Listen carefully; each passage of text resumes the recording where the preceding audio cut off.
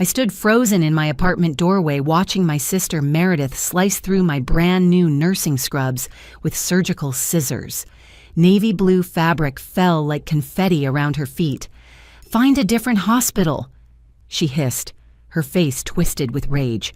Behind me, someone cleared their throat. I turned to see Mrs. Patricia Harmon, the head nurse of Riverside General, holding a welcome basket. She'd come to personally greet me before my first shift. Her eyes moved from Meredith to the destroyed scrubs, then back to me. The silence in my apartment felt suffocating as Mrs. Harmon stepped inside, her professional demeanor intact, despite the chaos she'd witnessed. Meredith stood there, scissors still gripped in her right hand, pieces of navy fabric clinging to her old college sweatshirt. The morning light streaming through my window seemed too bright for this moment, illuminating the destruction of what should have been my fresh start. "These were hospital property," Mrs. Harmon said, calmly setting the welcome basket on my kitchen counter.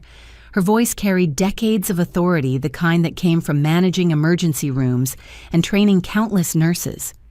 "Would someone like to explain what's happening here?" My throat felt dry as I struggled to find words. How could I explain years of family dysfunction to my new supervisor? How could I tell her that my own sister had just sabotaged my first day at the job I'd worked so hard to earn? "She doesn't deserve to work there," Meredith spat, finally lowering the scissors. "She stole everything from me, my dreams, my future, even my recommendations." Mrs. Harmon's eyebrows rose slightly, the only indication of her surprise. She pulled out her phone, and I initially thought she might call security or the police. Instead, she opened what appeared to be a note-taking app. "Perhaps we should all sit down," she suggested, gesturing to my small living room. "I find that situations like these often have deeper roots." As we moved to the living room, memories flooded back. 5 years ago, Meredith had been the one in nursing school. She'd entered with such confidence, always talking about how she was born to be a healer. Our parents had been so proud, throwing her a party when she got accepted, buying her expensive textbooks without complaint. I remembered visiting her during her clinical rotations, seeing the exhaustion in her eyes. She'd complained about the instructors being too harsh, the patients too demanding, the hours too long. Every phone call home became a litany of grievances. Someone was always out to get her, always trying to make her fail. The truth came out during her 3rd semester. She'd failed her medication administration exam 3 times. She'd been caught sleeping during a night shift. Then came the final blow, falsifying patient documentation because she'd forgotten to check vital signs. The nursing program had no choice but to dismiss her. But that wasn't the story she told our parents. According to Meredith, jealous classmates had conspired against her. Vindictive instructors had targeted her. The whole system was rigged to favor students who knew how to play politics rather than those with natural talent. Our parents believed every word. They'd invested so much emotion and money into her dream that accepting the truth felt impossible. Dad grew quiet, avoiding the topic altogether. Mom became Meredith's fiercest defender, calling the school, threatening legal action, demanding meetings with administrators. During this chaos, I was working 3 jobs just to pay rent and save for community college. I served coffee at 5 in the morning, stocked shelves in the afternoon, and cleaned offices at night. Nobody noticed when I enrolled in prerequisite courses. Nobody celebrated when I aced anatomy and physiology while sleeping 4 hours a night. When I finally saved enough to apply to nursing school myself, I did it quietly. I didn't want to hurt Meredith, who had moved back home and spent her days researching conspiracy theories about the medical establishment. I studied in the public library instead of at home, told my parents I was taking general education courses. "You were always the sneaky one," Meredith said now, perched on the edge of my second-hand armchair. "Watching me fail, learning from my mistakes, planning your attack." "That's not what happened," I said softly. "I just wanted to help people. It wasn't about you." "Everything was always about her," Meredith told Mrs. Harmon. "Ever since we were kids, Zoe studied me. She watched what I did, then figured out how to do it better. She's a parasite." Mrs. Harmon continued taking notes, her expression neutral. "When did you graduate from nursing school, Zoe?" 6 months ago," I replied. I passed my NCLEX on the first try and started applying to hospitals immediately. She only got into Riverside because she stole my recommendation letter. Meredith interrupted, reaching into her bag. She pulled out a crumpled paper, smoothing it against her thigh. Professor Janet Coleman wrote this for me before the conspiracy against me started. Somehow Zoe got her hands on it and submitted it as her own. She thrust the paper at Mrs. Harmon, who accepted it with steady hands. As the head nurse read, I saw her eyes narrow slightly. The paper looked official enough with the college letterhead and what appeared to be Professor Coleman's signature. "This is dated last month," Mrs. Harmon observed. "But you said you left the program 5 years ago." Meredith's face flushed. She asked for an updated one because she knew I was planning to reapply. She remembered my potential. "I see." Mrs. Harmon took a photo of the letter with her phone. "And you believe Zoe stole this? Check her email. Check her application. You'll see she used my recommendation to get hired at your hospital. She probably hacked into my account to forward it to herself." The accusation hung in the air like a toxic cloud. I wanted to defend myself, to explain that Professor Coleman had written my recommendation after supervising my clinical rotations, after watching me care for patients with compassion and competence. But Mrs. Harmon raised a hand slightly, a gesture that suggested patience. "These are serious allegations," she said finally. "Fortunately, they should be easy to verify." She pulled out her phone again, scrolling through her contacts. "Professor Coleman is actually my sister-in-law. She married my brother 15 years ago. I think I'll give her a call and ask about this recommendation letter." The color drained from Meredith's face as Mrs. Harmon hit the call button. Mrs. Harmon put the phone on speaker, setting it on my coffee table where we could all hear. The dial tone seemed to echo in the tense atmosphere of my small apartment. Through the thin walls, I could hear my neighbor's television playing a morning talk show, such a normal sound for what had become anything but a normal day. Patricia. Professor Coleman's familiar voice filled the room. "What a pleasant surprise. Aren't you supposed to be welcoming your new nurse today?" "I'm actually at her apartment now, Janet," Mrs. Harmon replied, her eyes fixed on Meredith. "There's been an interesting development. I'm here with Zoe and her sister Meredith." A pause on the other end. Meredith is there." "Yes, and she's presented me with a recommendation letter that appears to be from you, dated last month. She claims Zoe stole it and used it to get hired at Riverside." "That's impossible," Professor Coleman said immediately. "I haven't had any contact with Meredith since she was dismissed from the program 5 years ago. I certainly haven't written any recommendation letters for her." Meredith jumped up from the chair, her hands clenched into fists. "She's lying. You all planned this together. I know how these families work, protecting each other, shutting out anyone who threatens your little medical dynasty." "Meredith, please sit down," Mrs. Harmon said, her voice carrying the same calm authority she probably used with agitated patients. "Janet, are you able to come here? I think we need to resolve this situation properly." "I'm actually just finishing breakfast at the diner on Maple Street," Professor Coleman replied. "I can be there in 10 minutes. "We'll wait for you," Mrs. Harmon said, ending the call. The 10 minutes felt like hours. Meredith paced my small living room, muttering under her breath about conspiracies and favoritism. She pulled out her phone several times, typing furiously before shoving it back in her pocket. I recognized the behavior from years of watching her spiral when things didn't go her way. "You know what she's doing, don't you?" Meredith suddenly whirled on me. "She's calling her sister-in-law to get their stories straight. They're probably texting right now, making sure their lies match up." "Mrs. Harmon's phone has been on the table this whole time," I pointed out quietly. "You always do that," Meredith shouted. "Always pointing out little details, making me look crazy. That's how you operate, isn't it, death by 1,000 tiny cuts?" A knock on the door interrupted her tirade. It wasn't Professor Coleman, though.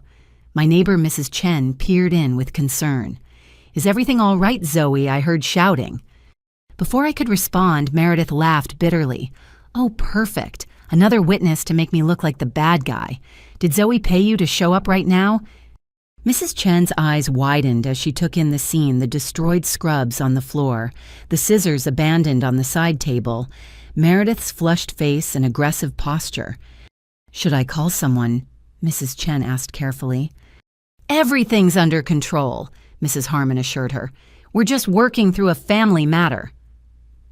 More neighbors had begun to gather in the hallway, drawn by the commotion. I recognized Mr. Rodriguez, the building superintendent, making his way through the small crowd. "Miss Zoe, is there a problem here?" He stepped inside his keys, jangling on his belt. His expression changed when he saw Meredith. "Oh, you're back." "You know my sister?" I asked, surprised. Mr. Rodriguez nodded slowly. "She's been here several times over the past few months, usually when you're at work. She told me she was a nurse asked about accessing the medical supply closet we keep for emergencies." "That's not illegal," Meredith said quickly. "I was just trying to help. Mrs. Peterson in 4B has diabetes, and sometimes she runs out of testing supplies. I was being a good Samaritan." By using a hospital ID, Mr. Rodriguez pulled out his phone, showing us a security photo. There was Meredith holding up what looked like an official hospital identification badge. "You said you worked at Riverside General, said you were on the emergency response team." Mrs. Harmon leaned forward to examine the image. "That's a forgery. Our badges have holographic security features. This is just a laminated printout." "I was preparing." Meredith's voice rose higher. "I knew I'd be working there eventually once I exposed the truth about how they rejected me. I was just rehearsing." "Rehearsing by taking medical supplies?" Mr. Rodriguez asked. "I did an inventory last week. We're missing several boxes of gauze, a blood pressure cuff, and a stethoscope." "Those were borrowed, not stolen," Meredith insisted. "I was practicing, keeping my skills sharp for when I get my license back." "You never had a license," I said quietly. "You didn't graduate from nursing school." "Details," Meredith screamed. "You always focus on meaningless details instead of seeing the bigger picture. I have the heart of a nurse. I have the calling. That matters more than some piece of paper." Another knock interrupted us. This time it was Professor Coleman, slightly out of breath from hurrying over. She took in the scene with the practiced calm of someone used to chaos. "Well," she said, her eyes landing on the destroyed scrubs, "this is quite a situation. Janet." Meredith's entire demeanor changed, becoming almost childlike. "Tell them how you mentored me. Tell them how the school politics forced you to fail me. You remember how good I was with patients, don't you?" Professor Coleman's expression was sad but firm. "Meredith, you were dismissed for falsifying patient records. You documented medications you never gave and vital signs you never took. That's not politics. That's endangering lives." "One mistake," Meredith protested. "One tiny error in judgment, and they destroyed my entire future." "It wasn't one mistake," Professor Coleman said gently. "There were multiple incidents. Failed exams that you claimed were unfairly graded, missing clinical hours you said you'd completed, and then the medication theft." The room went silent. Even the neighbors in the hallway stopped whispering. "That was never proven," Meredith said, but her voice had lost its conviction. "Only because the hospital decided not to press charges," Professor Coleman replied. "They showed mercy, hoping you'd get help and choose a different path." Mrs. Harmon had been typing on her phone during this exchange. She looked up with a grim expression. "I just received a concerning text from our pharmacy director. Someone matching Meredith's description has been attempting to fill prescriptions at several pharmacies in town, claiming to be a nurse practitioner at our hospital." "Those were legitimate prescriptions," Meredith said quickly, for my patients, my private patients." "What patients?" I asked. "You're not licensed to see patients." "The people who believe in me," she shouted. "The ones who know the medical establishment is corrupt. They come to me for real healing, not the poison you people push." Professor Coleman and Mrs. Harmon exchanged worried glances. This was worse than any of us had imagined. My sister wasn't just lying about her credentials. She was potentially practicing medicine without a license. "Meredith," Professor Coleman said carefully, Have you been prescribing medications to people? Natural remedies, Meredith said defensively. Herbs and supplements. Things that actually work, not the pharmaceutical garbage that keeps people sick. But you mentioned prescriptions, Mrs. Harmon pressed. At real pharmacies, those require DEA numbers and medical licenses. Meredith's phone buzzed. She glanced at it and her face went white. I have to go. I don't think that's a good idea, Mr. Rodriguez said, positioning himself near the door. Not until we sort this out. You can't keep me here. Meredith's voice rose to a shriek. This is false imprisonment. I'll sue all of you. The hospital, the school, this building. You're all part of the conspiracy to keep me from my calling. Her phone buzzed again, and this time I caught a glimpse of the screen. The text preview showed, "Police at pharmacy asking questions. Don't come here." Mrs. Harmon saw it too. She pulled out her own phone with a heavy sigh. I think we need to involve the authorities. This has gone beyond a family dispute. No, wait. Meredith lunged for Mrs. Harmon's phone, but Professor Coleman stepped between them. You don't understand. If you call the police, they'll twist everything. They'll make me look like a criminal when I'm just trying to help people. Mrs. Harmon had already started dialing her expression resolute. I have a responsibility to report potential medical fraud. You've been impersonating a healthcare provider. As she spoke quietly to the dispatcher, Meredith turned on me with venom in her eyes. This is all your fault. If you had just stayed in your lane, none of this would have happened. My lane. I felt years of suppressed frustration bubbling up. What exactly is my lane, Meredith? The background, the shadows. The place where I'm supposed to stay quiet and clean up your messes. You were supposed to support me, she screamed. That's what family does. Instead, you watched me struggle and then swooped in to take what was mine. Professor Coleman shook her head. Zoe earned her place through hard work and dedication. She spent countless hours studying, volunteering, and proving herself. She didn't take anything from you. She took my dream. Meredith's voice cracked. Nursing was my calling, my identity. Then she saw me fail and decided to show everyone how much better she could do it. I started taking prerequisites before you even left nursing school, I said quietly. I didn't know you were going to fail.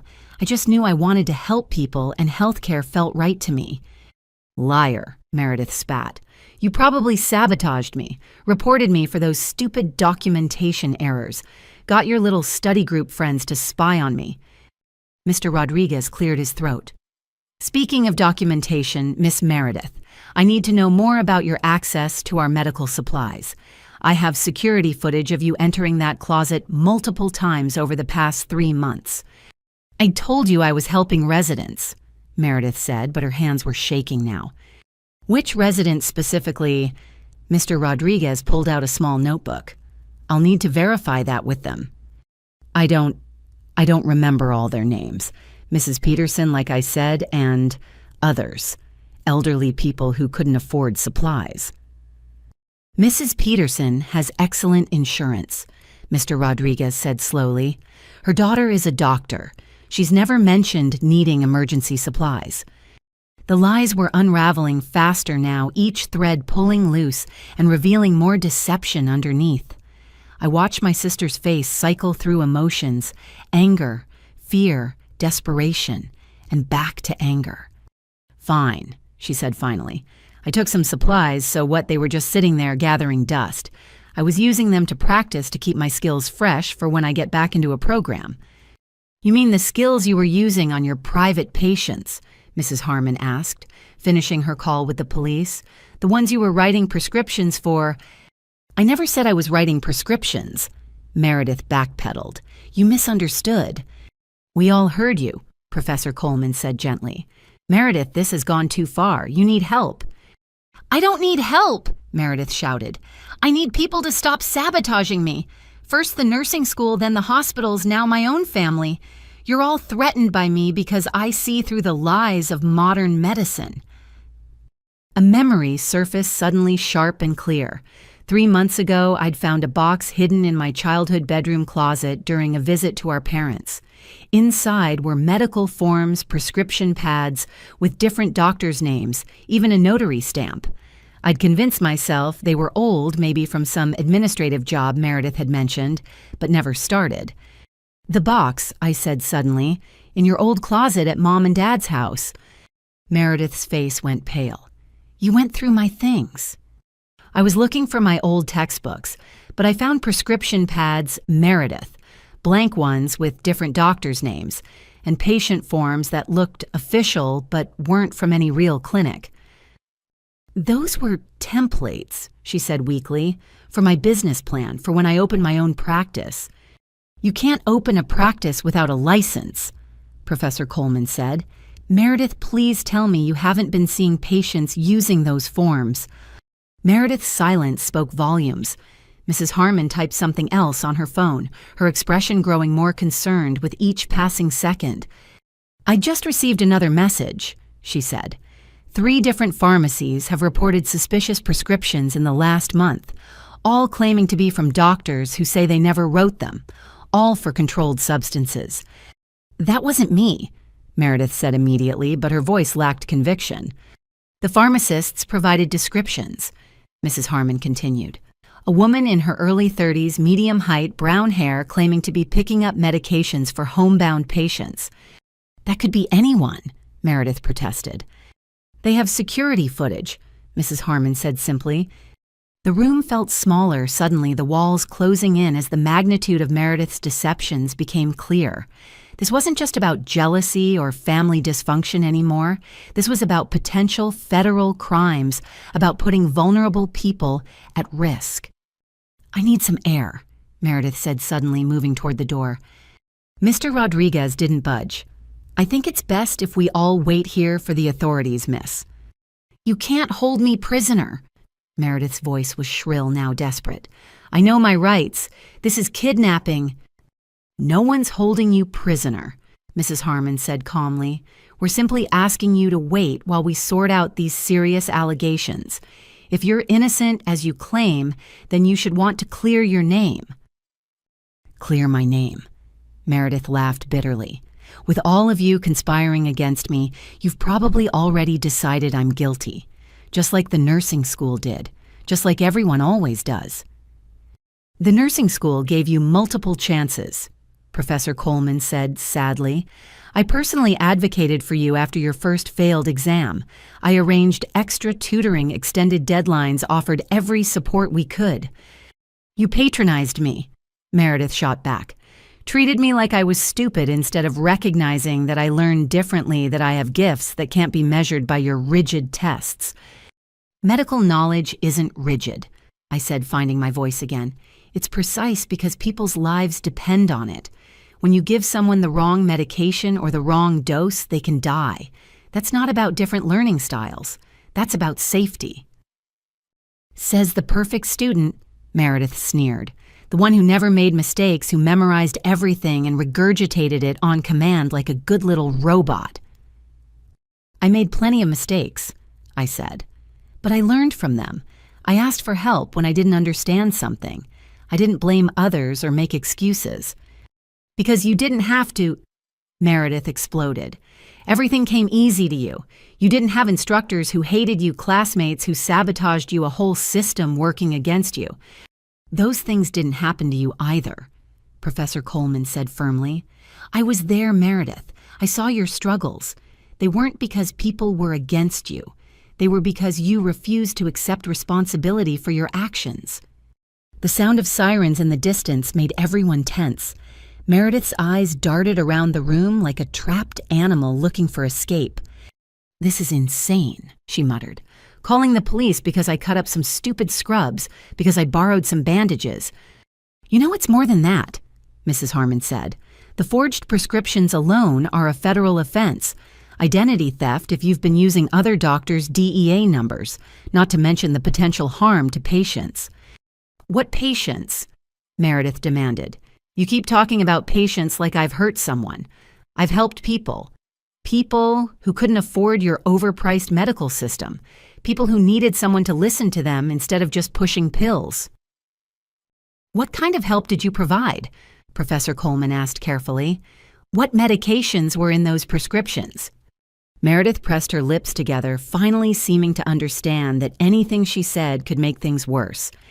The sirens grew louder, and through my window, I could see police cars pulling into the apartment complex parking lot. This was really happening. My sister, who I'd protected and covered for my entire life, was about to be arrested. "Meredith," I said urgently, "tell them the truth. Whatever you've done lying will only make it worse. Maybe they can get you help instead of prison," she finished bitterly. "You'd love that, wouldn't you, big sister locked away while perfect Zoe starts her perfect career at the perfect hospital?" "I don't want you in prison," I said, tears stinging my eyes. "I want you to get help, real help. This isn't you. This isn't the sister who used to bandage my scraped knees and tell me stories when I couldn't sleep." For just a moment, something flickered in Meredith's eyes. A glimpse of the person she used to be before the anger and blame consumed her. Then it was gone, replaced by the hard mask she'd worn for years. "That sister was weak," she said coldly. "She believed in a system that betrayed her. I'm stronger now. I see the truth." The police were at the door now, their knocks firm and authoritative. Mr. Rodriguez looked at Mrs. Harmon, who nodded. He opened the door to reveal 2 uniformed officers and a detective in a suit. "We're responding to a report of prescription fraud and identity theft," the detective said, showing his badge. "I'm Detective Marcus Washington. Is Meredith here?" All eyes turned to my sister, who stood straighter, lifting her chin defiantly. "I'm Meredith," she said, "and I want a lawyer." Detective Washington stepped into my apartment with the practiced ease of someone who'd walked into countless tense situations. His partners, Officers Liu and Bennett, flanked him, their hands resting casually but ready on their duty belts. The small space felt even more cramped with 3 more bodies, added to our already crowded gathering. "Ma'am, we need to ask you some questions about prescriptions filled at several local pharmacies." Detective Washington said, his voice professional but not unkind. He was older, probably in his 50s, with gray threading through his close-cropped hair and lines around his eyes that suggested he'd seen too much, but still maintained compassion. "I told you I want a lawyer," Meredith repeated, crossing her arms over her chest. "That's your right," the detective acknowledged. "But maybe you can help us clear up some confusion first. We've had reports of someone matching your description, attempting to fill prescriptions for controlled substances. The prescriptions appeared legitimate, but the doctors whose names were on them claim they never wrote them." Mrs. Harmon stepped forward. "Detective, I'm Patricia Harmon, head nurse at Riverside General. I called this in after discovering that Ms. Meredith here has been impersonating medical staff at our facility." She gestured to the destroyed scrubs on the floor. "This started as a family dispute, but it's revealed something much more serious." Detective Washington's eyebrows rose as he took in the scene, the scattered fabric, the scissors, the mix of family members, medical professionals, and building staff all bearing witness to what should have been my first day at a new job. "Let's start from the beginning," he said, pulling out a small notebook. "Who wants to explain what happened here?" Professor Coleman cleared her throat. "I can provide some background. I'm Janet Coleman, professor at the nursing college. I taught both sisters, though, at different times. Meredith was dismissed from our program 5 years ago for academic failures and ethical violations, including falsifying patient documentation and suspected medication theft." "Suspected," Meredith interjected. "Never proven, and I was set up. The other students planted those medications in my bag because they were jealous of my natural abilities." Detective Washington made a note. "And you are," he asked, turning to me. "Zoe, I'm Meredith's younger sister. I just graduated from nursing school and was supposed to start at Riverside General today. Mrs. Harmon came to welcome me, and we found Meredith destroying my scrubs." "She stole my life," Meredith burst out. "My career, my future, even my recommendation letters. Check her application to Riverside. She used my credentials." "We've already established that's false," Mrs. Harmon said calmly. "Professor Coleman confirmed she never wrote any recommendation for Meredith. The letter Meredith produced appears to be forged." Detective Washington examined the crumpled letter Meredith had shown earlier, now sitting on my coffee table. He photographed it from several angles before placing it in an evidence bag. "Forgery is a serious accusation," he said. "But let's focus on the prescriptions for now. Ms. Meredith, have you been writing or filling prescriptions?" "I want a lawyer," she repeated, but her voice wavered. "Here's what we know." Detective Washington continued as if she hadn't spoken. "Over the past 6 weeks, someone has attempted to fill prescriptions at 7 different pharmacies. The prescriptions were for oxycodone, Xanax, and Adderall. They had different doctor names and DEA numbers, but the handwriting was similar. 3 pharmacies filled the prescriptions before becoming suspicious. 4 others refused and reported them. The room went silent except for the hum of my old refrigerator. Even the neighbors in the hallway had stopped whispering. The person filling these prescriptions claimed to be picking them up for elderly patients in home care. The detective continued. They showed various forms of medical identification, all of which we now believe were forged. 2 pharmacists took photos of the ID presented. He pulled out his phone and showed an image to Mrs. Harmon and Professor Coleman first. Their faces grew grave. "That's a fake Riverside General ID," Mrs. Harmon confirmed. "Our badges have specific security features this lacks." Detective Washington then showed the phone to me. My heart sank. It was clearly Meredith in the photo holding up the forged hospital ID, smiling at the pharmacy counter as if she had every right to be there. I was picking up medications for patients," Meredith said weakly. "People who needed help." "Which patients?" Detective Washington asked. "We'll need their names to verify your story." They prefer to remain anonymous. They don't trust the system. "The system that requires prescriptions for controlled substances to prevent addiction and overdoses?" the detective asked pointedly. Officer Liu stepped forward. "Ma'am, we also have reports from 2 individuals who claim they paid you for medical consultations. They said you diagnosed them and provided prescriptions." "Consultations aren't illegal," Meredith said desperately. "I was just giving advice, like a wellness coach." "Wellness coaches don't write prescriptions," Professor Coleman said sadly. "Oh, Meredith, what have you done?" "What I had to do," Meredith suddenly screamed. "None of you understand. The medical system failed me, threw me away like garbage. But people still needed help. Real help, not the assembly line treatment you provide. I was filling a need." "You were committing fraud," Detective Washington said bluntly, "and potentially endangering lives. Do you have any medical training in drug interactions, proper dosing, contraindications?" "I studied all of that," Meredith insisted. "Just because I didn't get a piece of paper doesn't mean I don't know the information." "The pharmacology exam you failed 3 times suggests otherwise," Professor Coleman said quietly. "That's exactly what I'm talking about," Meredith pointed at her former professor.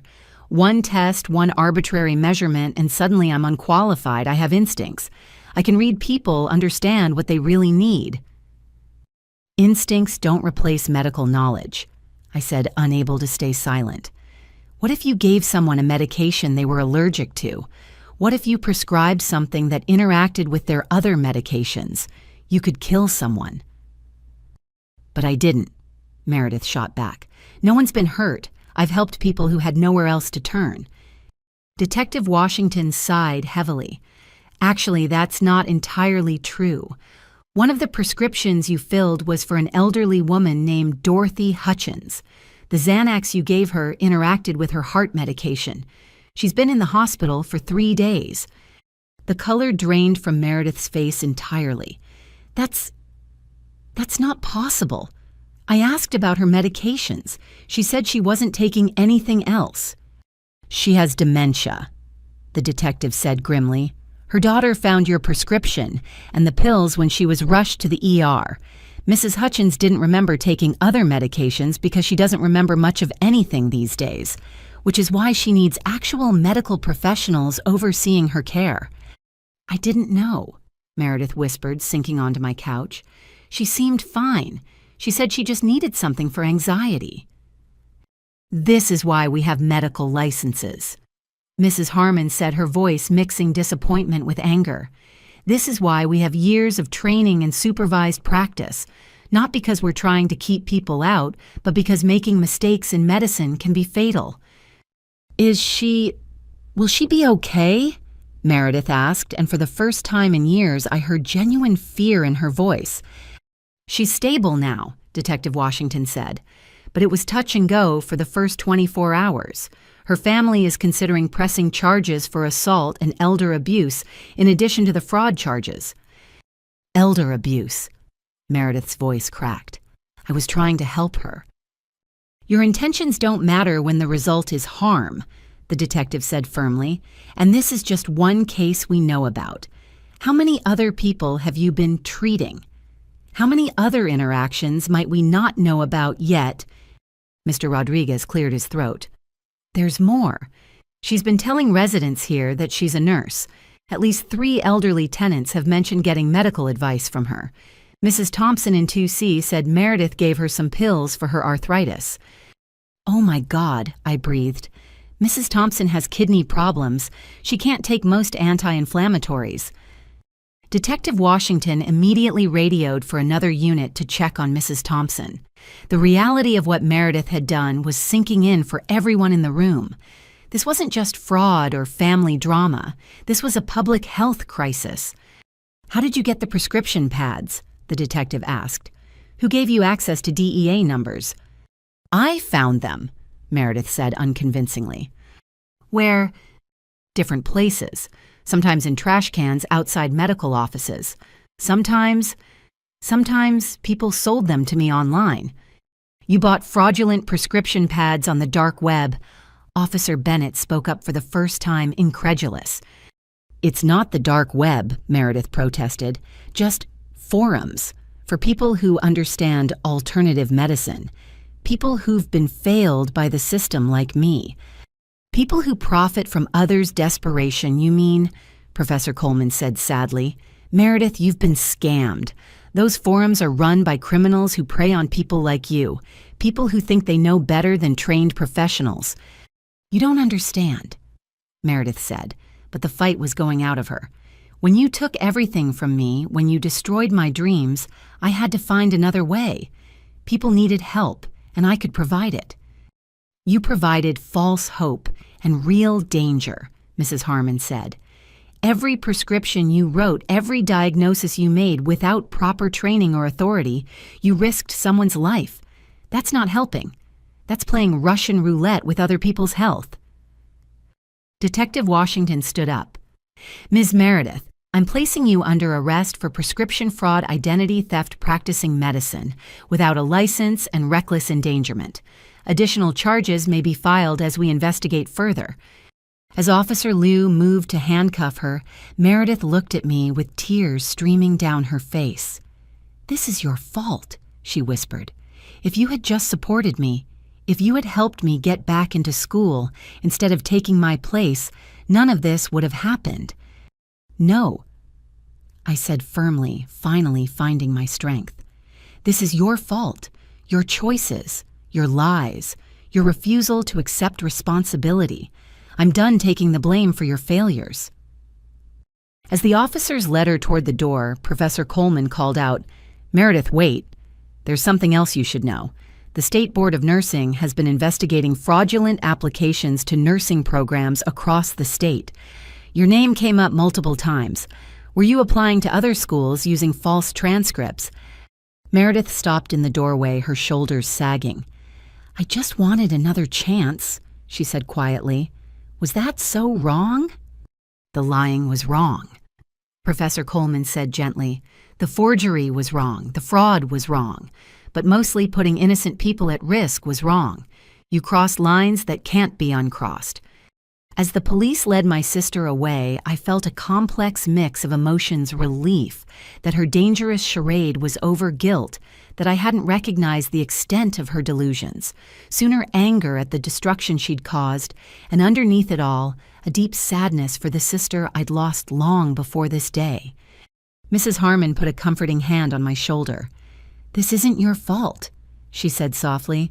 Sometimes people we love make choices we can't control or fix.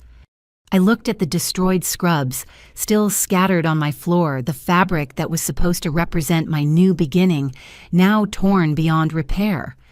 But standing there, surrounded by people who'd stood up for truth and safety, I realized Meredith hadn't destroyed my future. She'd only delayed it. "What happens now?" I asked Mrs. Harmon. "Now," she said with a small smile, "we get you some new scrubs and reschedule your first day. Riverside General needs nurses like you, Zoe, nurses who understand that integrity matters as much as skill." As Professor Coleman and Mr. Rodriguez began to disperse the crowd in the hallway, I bent down to gather the ruined fabric. Each piece felt like a symbol of the relationship Meredith and I had lost, torn apart by lies and jealousy, and the dangerous belief that wanting something badly enough justified any means to get it. But I was done mourning what couldn't be salvaged. It was time to build something new.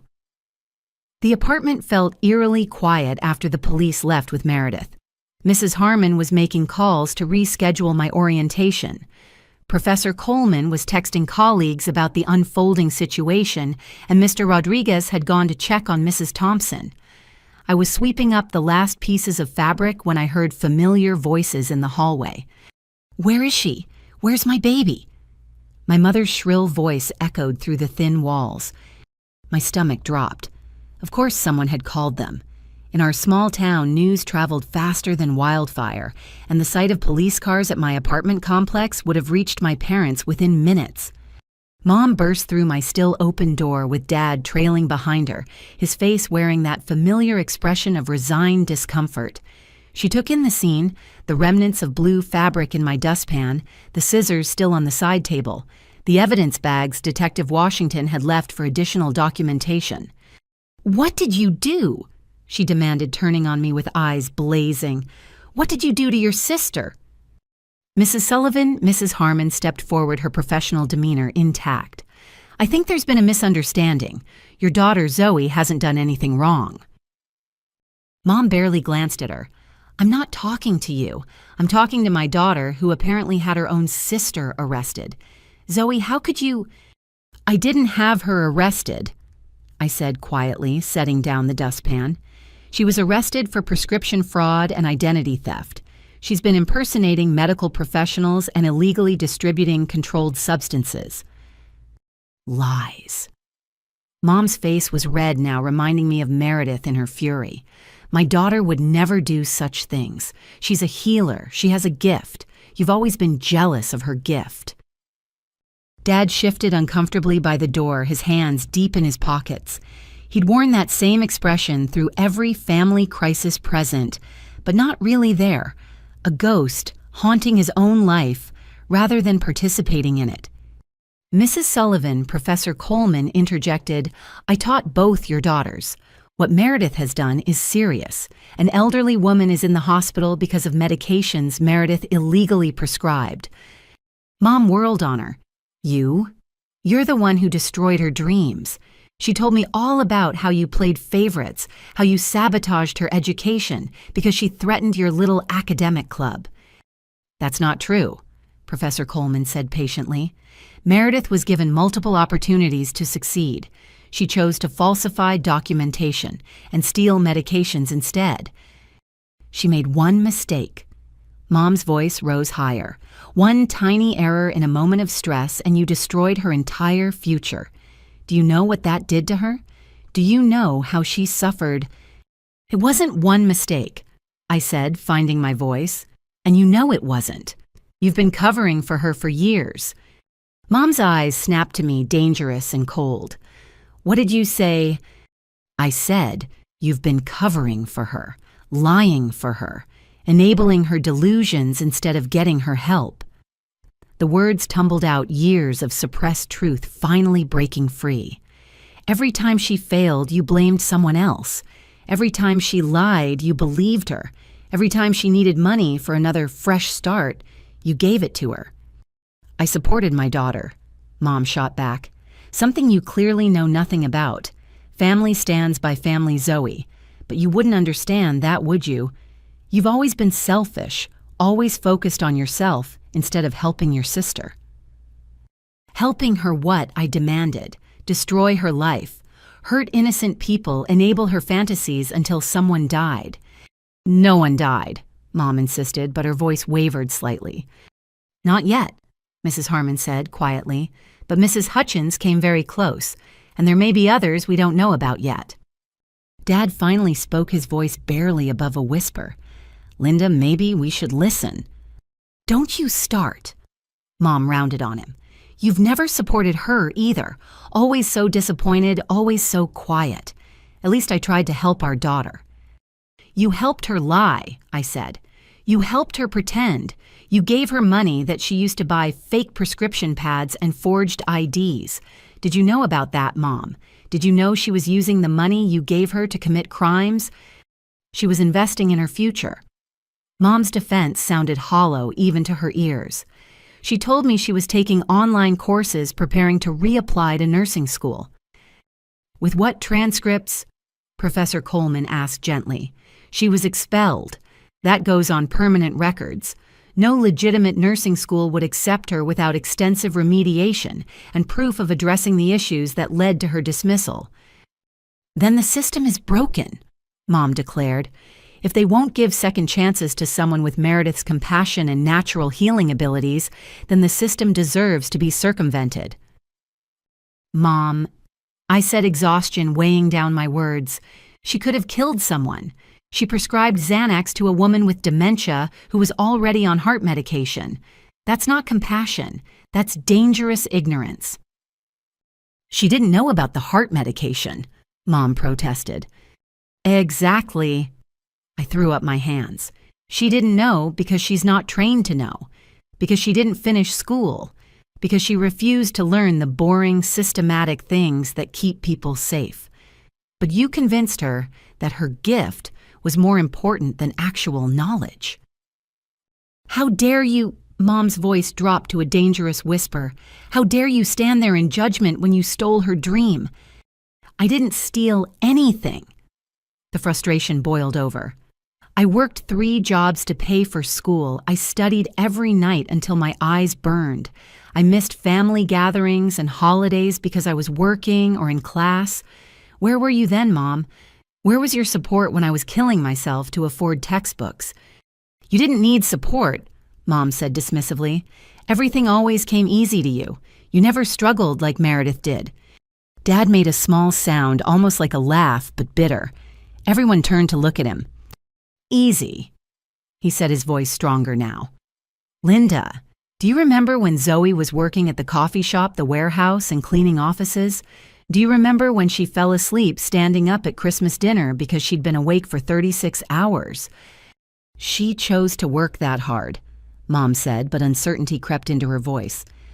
Because we gave all our money to Meredith, Dad said quietly. Every time she needed to start fresh, every time she had another scheme, the online certifications that turned out to be scams, the medical equipment she bought for her future clinic, the apartment deposits she lost when she got evicted for practicing medicine illegally. Michael, Mom gasped. How can you say such things? Because they're true, he said, and for the first time in years, I saw something like backbone in his posture. We spent Zoe's college fund on Meredith's lies. We spent our retirement savings on lawyers when she got in trouble before. We've been living in denial, Linda, and now someone's in the hospital because of it. The room fell silent except for the distant sound of sirens, a reminder that the consequences of our family dysfunction had spread far beyond these walls. You all planned this, Mom said, finally, her voice shaking. You all conspired to turn against Meredith when she needed us most. No one conspired, Mrs. Harmon said firmly. Your daughter committed serious crimes. She put lives at risk. She needs to face consequences, not enablers. Mom grabbed her purse, clutching it like a shield. I'm going to the police station. I'm going to get my daughter out and find her a lawyer who will expose this witch hunt. Linda, Dad said, I'm not coming with you. She froze at the door. What? I'm not coming, he repeated. I'm done enabling this. I'm done pretending.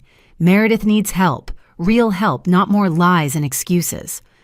She needs her family, Mom's voice cracked. She needs consequences, Dad said sadly. Maybe if we'd given her those instead of excuses 5 years ago, that elderly woman wouldn't be in the hospital right now. Mom looked between us, her face cycling through disbelief, anger, and something that might have been fear. You're choosing her. You're choosing Zoe over your own daughter. They're both my daughters, Dad said quietly. But only one of them is honest.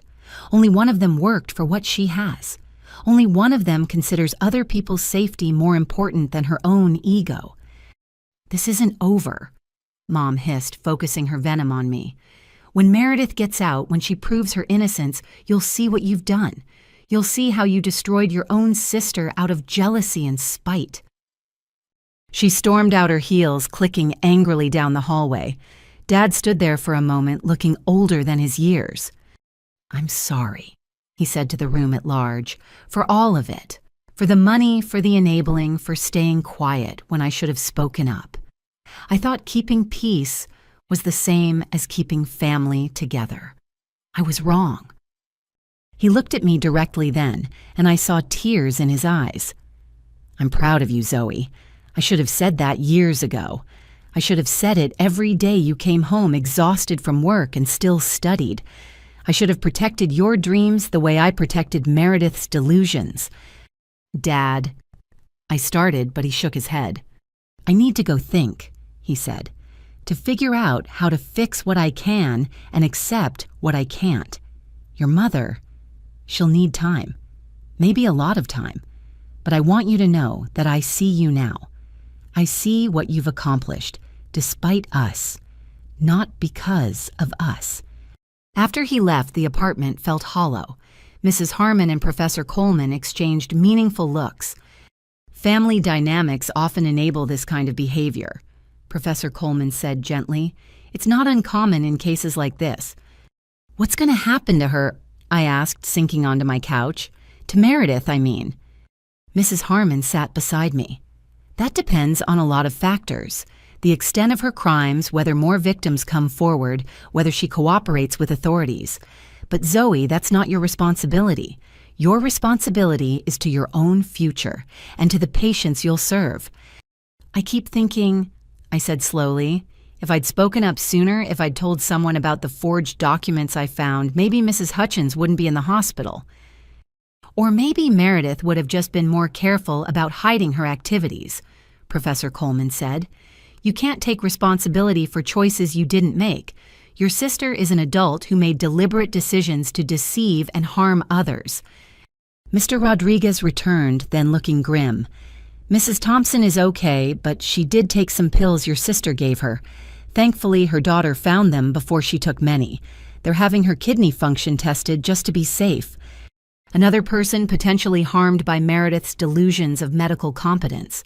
Another family dealing with the fallout of her crimes. The detective wants to interview other residents, Mr. Rodriguez continued, to find out if anyone else received medical advice or medications from her. This is bigger than we thought.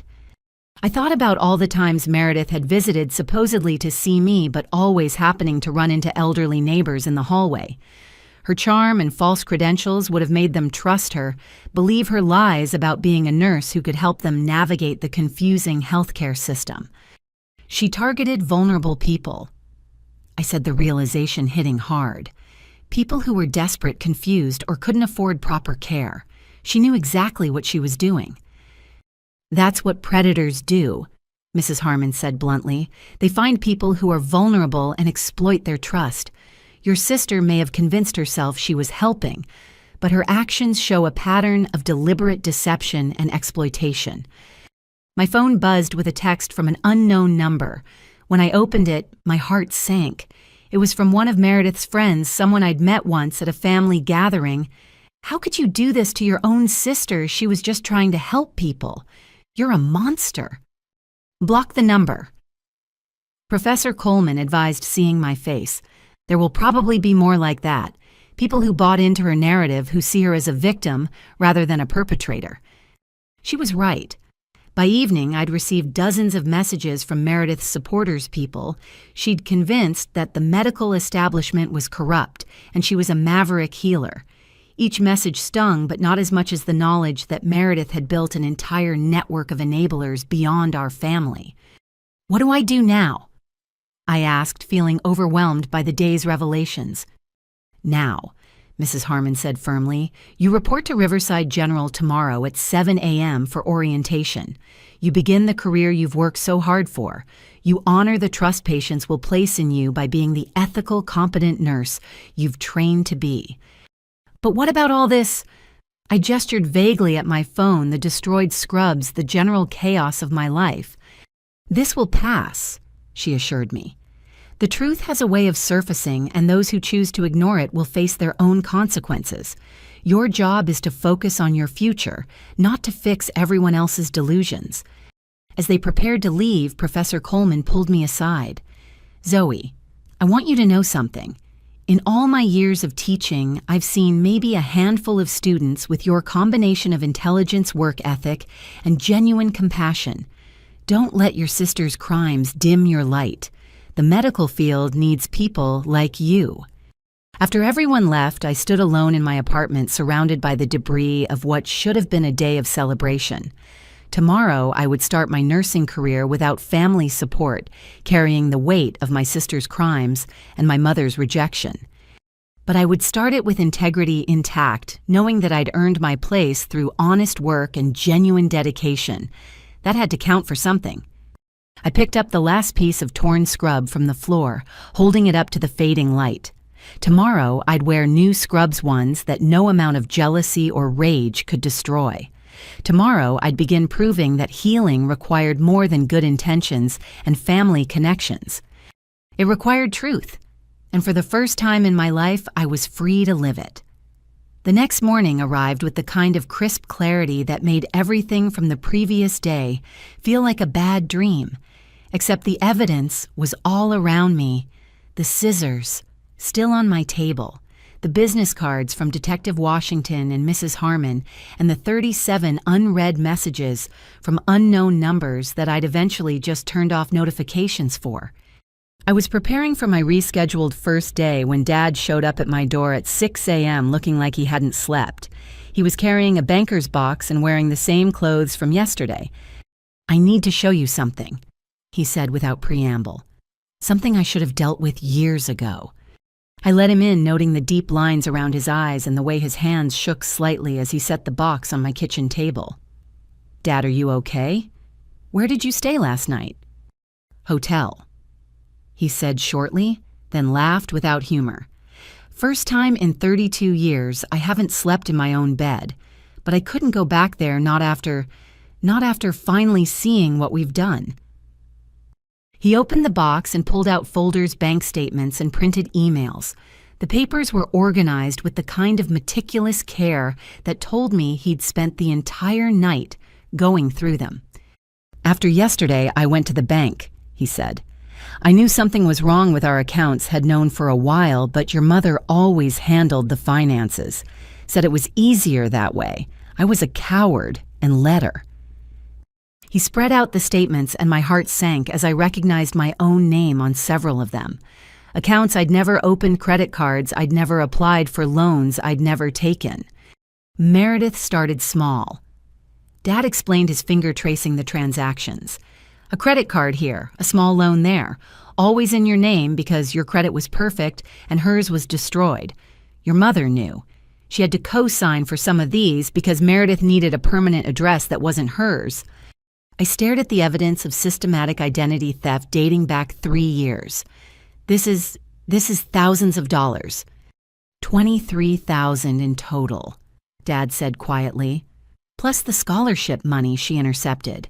The Branson Foundation scholarship for $15,000 that you won junior year. She had the check redirected to a P.O. box. The Edwards Memorial Fund for $8,000, same thing. The monthly stipend from the Hartley Women in Medicine program, she's been collecting it for 2 years. My legs felt weak. I'd wondered why some of my scholarships never materialized, but between work and school, I'd assumed there was some administrative error. I'd been too exhausted and too trusting to investigate further. She knew I was struggling. I said, remembering the nights I'd skipped meals to afford textbooks, the times I'd walked 5 miles to save bus fare. She watched me work myself to death, and she was stealing from me the whole time. Your mother justified it, Dad continued, pulling out printed emails. Said you were managing fine without the money, that Meredith needed it more. Said it was family money anyway, that it should go to whoever needed it most. I read through the emails between my parents, each one a fresh betrayal. Mom strategizing about how to keep me from finding out, Dad weekly protesting before inevitably giving in, Meredith demanding more money for various schemes and ventures. This one, Dad pointed to an email from 6 months ago. This is when she started talking about opening her own wellness clinic. She said she needed capital to rent space and buy equipment. Your mother gave her access to your information to apply for a business loan. In my name, I felt sick. $25,000, he confirmed. Currently in default because she never made a single payment. Your credit is destroyed, Zoe. I ran a report last night. He showed me the credit report, and it was worse than I'd imagined. Collections accounts missed payments, credit cards maxed out and abandoned. My score had dropped from excellent to poor, all while I'd been carefully managing my actual finances.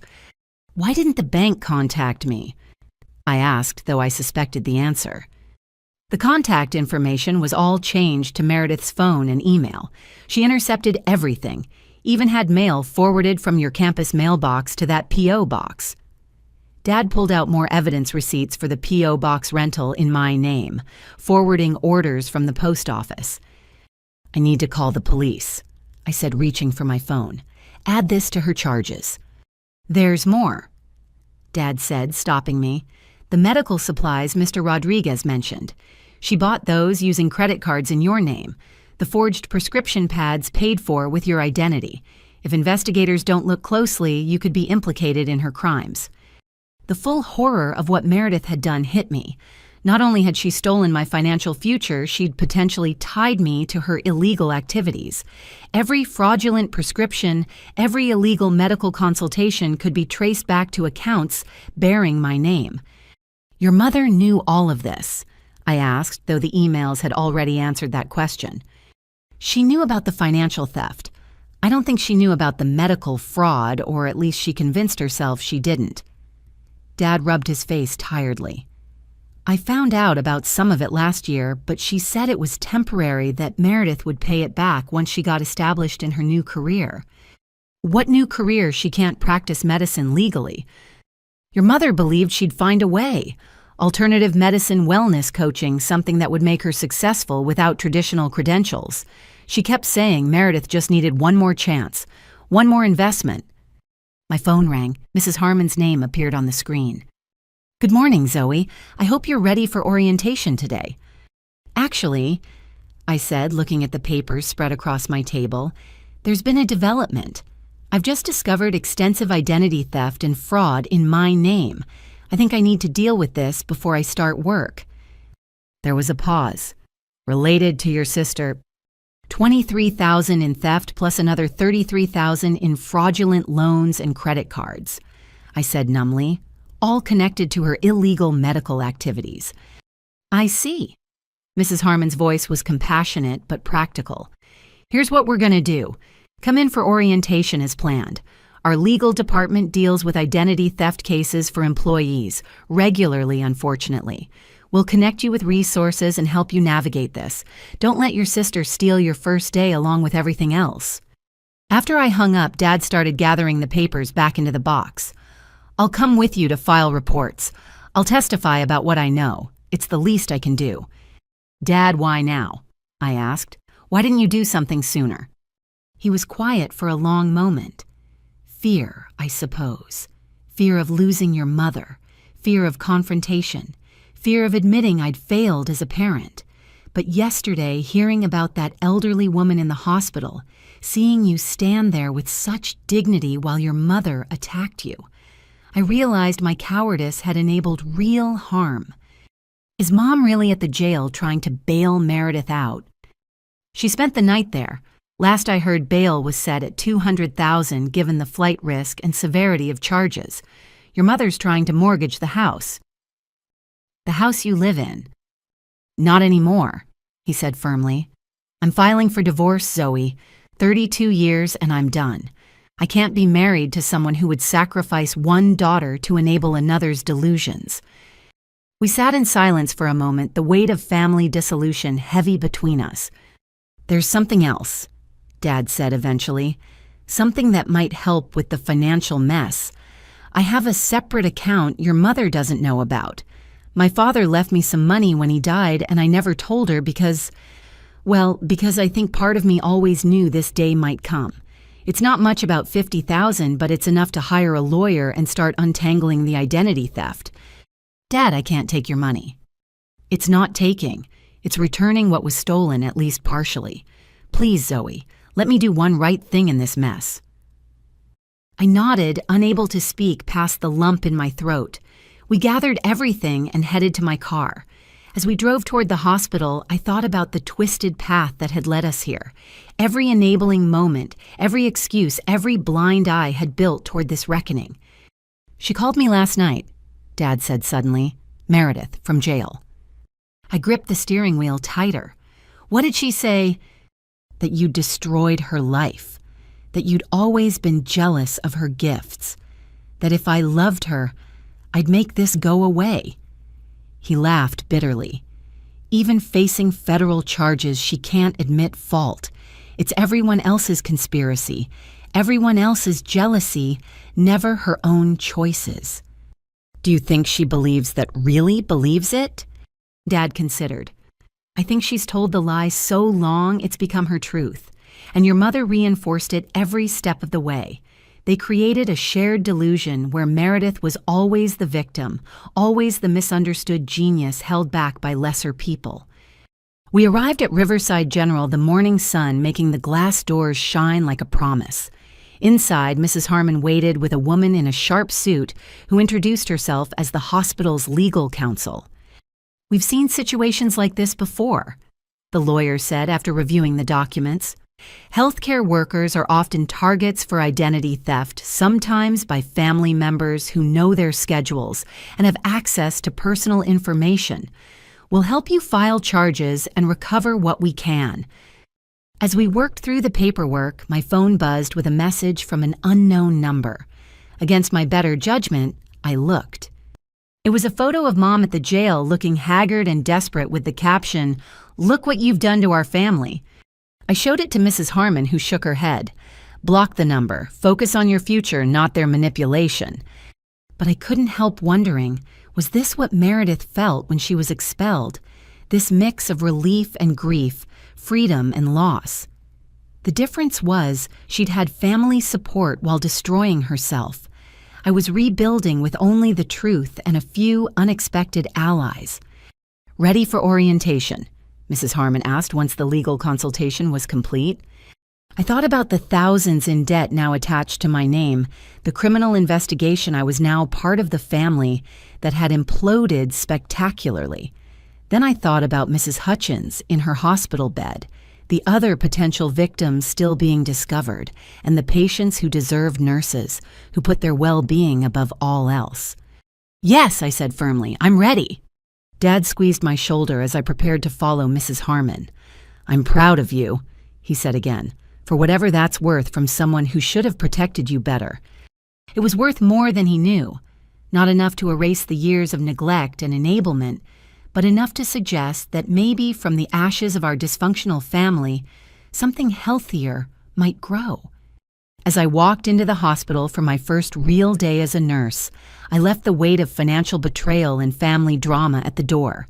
Inside these walls, I had a different identity, not the sister of a criminal, not the daughter of enablers, but a healthcare professional with hard-won knowledge and genuine commitment to healing.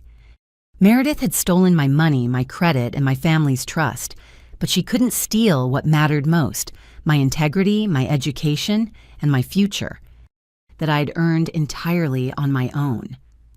2 weeks into my orientation at Riverside General, I was finally finding my rhythm.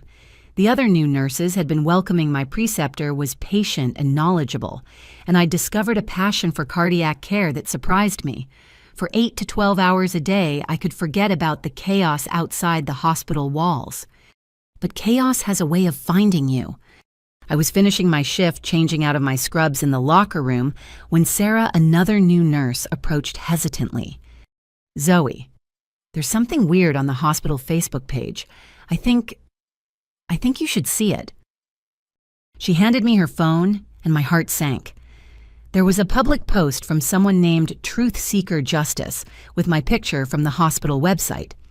"Beware Riverside General employs nurse who destroyed her own sister's career out of jealousy. Zoe Sullivan had her sister arrested on false charges to eliminate competition. Her sister Meredith was the real healer, helping those the system abandoned. Now she's in jail while the imposter works at your hospital. Is this who you want caring for your loved ones?" The post had been shared 47 times in the 2 hours since it was posted. The comments ranged from supportive of me to viciously attacking my character. Some claimed to be former patients of Meredith's praising her healing abilities. Others questioned the hospital's hiring practices. "I reported it," Sarah said quietly, "but I thought you should know." I sank onto the locker room bench, exhaustion washing over me. It had been 2 weeks of police interviews, legal filings, and credit repair attempts. Dad had been true to his word, helping me navigate the identity theft charges, but Mom had gone full scorched earth. "Thanks," I managed. "I should probably tell Mrs. Harmon." "She already knows," Sarah said. "She's in her office if you want to talk to her." I found Mrs. Harmon on the phone, her expression grim. She waved me in and put the call on speaker. "Understand your concern, Mr. Morrison, but I assure you we've done thorough background checks on all our nurses. Miss Sullivan is a victim of identity theft, not a perpetrator." The man on the phone wasn't convinced. "But if there's this much drama in her family, how can we trust her with patients? What if her sister shows up here?" "Her sister is currently in custody facing federal charges," Mrs. Harmon said patiently. "She poses no threat to our patients or staff." After several more minutes of reassurance, she hung up and looked at me. "Third call today. Your mother has been busy." "I'm so sorry," I said. "I never imagined she'd target the hospital." "Sit," Mrs. Harmon commanded, and I did. "This isn't your fault, but we need to discuss how to handle this. The hospital will support you, but you need to be prepared for things to get worse before they get better." "Worse how?" "Your sister's preliminary hearing is next week. These accusations will likely intensify as it approaches. We've already had someone claiming to be a documentary filmmaker contact us about the healer persecuted by the medical establishment." I put my head in my hands. Maybe I should resign. I don't want to bring this drama to the hospital. "Absolutely not." Mrs. Harmon's voice was firm. "That's what they want. Your mother and sister want you to give up to validate their narrative that you're the villain. You're an excellent nurse, Zoe. Your preceptor raves about your clinical judgment. Your patients love you. Don't let them take that away." A knock on the door interrupted us. Security entered with a concerned expression. "Ma'am, we have a situation in the lobby. A woman claiming to be Zoe's mother is here with a group of people. They're demanding to speak to administration about the unjust employment of a criminal." I felt my stomach drop. "Mom's here." With approximately 12 others, security confirmed. "They have signs." Mrs. Harmon stood. "I'll handle this. Zoe, go home. Take tomorrow off if you need it." "No, I said, surprising myself with my firmness. "I'm done hiding. I'm done letting them control the narrative. If she wants a confrontation, she can have one." Mrs. Harmon studied me carefully. "Are you sure this could get ugly?" "It's already ugly. At least this way I can face it head on." We walked to the lobby together, security flanking us. I could hear the commotion before we rounded the corner. Mom's voice, shrill and demanding, carried over the others. "Conspiracy to destroy a natural healer. My daughter Meredith helped people this hospital turned away. She gave hope to the hopeless, and they had her arrested for it." The group around her held hastily made signs, "Free Meredith the Healer," and "Riverside protects criminals," and "Jealousy destroyed a gift." Mom saw me and her eyes lit up with malicious triumph. "There she is, the sister who betrayed blood for a job, the one who sent an innocent healer to prison. The lobby was full of patients and visitors, all watching the spectacle. I felt exposed, vulnerable, but also strangely calm. This was it. The final confrontation I'd avoided for years. "Mom," I said, my voice carrying clearly across the space. "Meredith wasn't arrested because of me. She was arrested for forging prescriptions, stealing identities, and practicing medicine without a license. An elderly woman almost died because of her." "Lies," Mom screamed. "Mrs. Hutchins was helped by Meredith's treatment. The hospital is covering up their own failures by blaming my daughter." "Mrs. Hutchins is still recovering from the drug interaction Meredith caused," Mrs. Harmon interjected. "Her family is pressing charges." One of Mom's supporters, a woman I vaguely recognized from Meredith's social media, stepped forward. "Meredith helped me when no doctor would. She diagnosed my chronic fatigue when everyone else said it was in my head." "What did she prescribe you?" I asked directly. The woman faltered. "Natural supplements, vitamins." "And Adderall," I pressed. "Did she give you Adderall without proper evaluation for ADHD, without monitoring for side effects?" The woman's face flushed. "It helped me function until it didn't," another voice said from the crowd. Everyone turned to see Mrs. Rodriguez, my neighbor, being wheeled in by her daughter. I was one of Meredith's patients, too. She gave me pills for my arthritis, told me they were natural anti-inflammatories. Turned out to be prescription NSAIDs that damaged my kidneys. I've been on dialysis for a month. The lobby went silent. Mom's supporters exchanged uncertain glances. That's not true," Mom said, but her voice wavered. "Meredith would never—" "I have the pills she gave me," Mrs. Rodriguez's daughter said, holding up an evidence bag. "The police tested them. Prescription-strength medication that should never have been given to someone with Mom's kidney problems. Medicine that any real nurse would have known was dangerous for her." "You're lying," Mom insisted. "You're all part of the conspiracy." "What conspiracy?" I asked, stepping forward.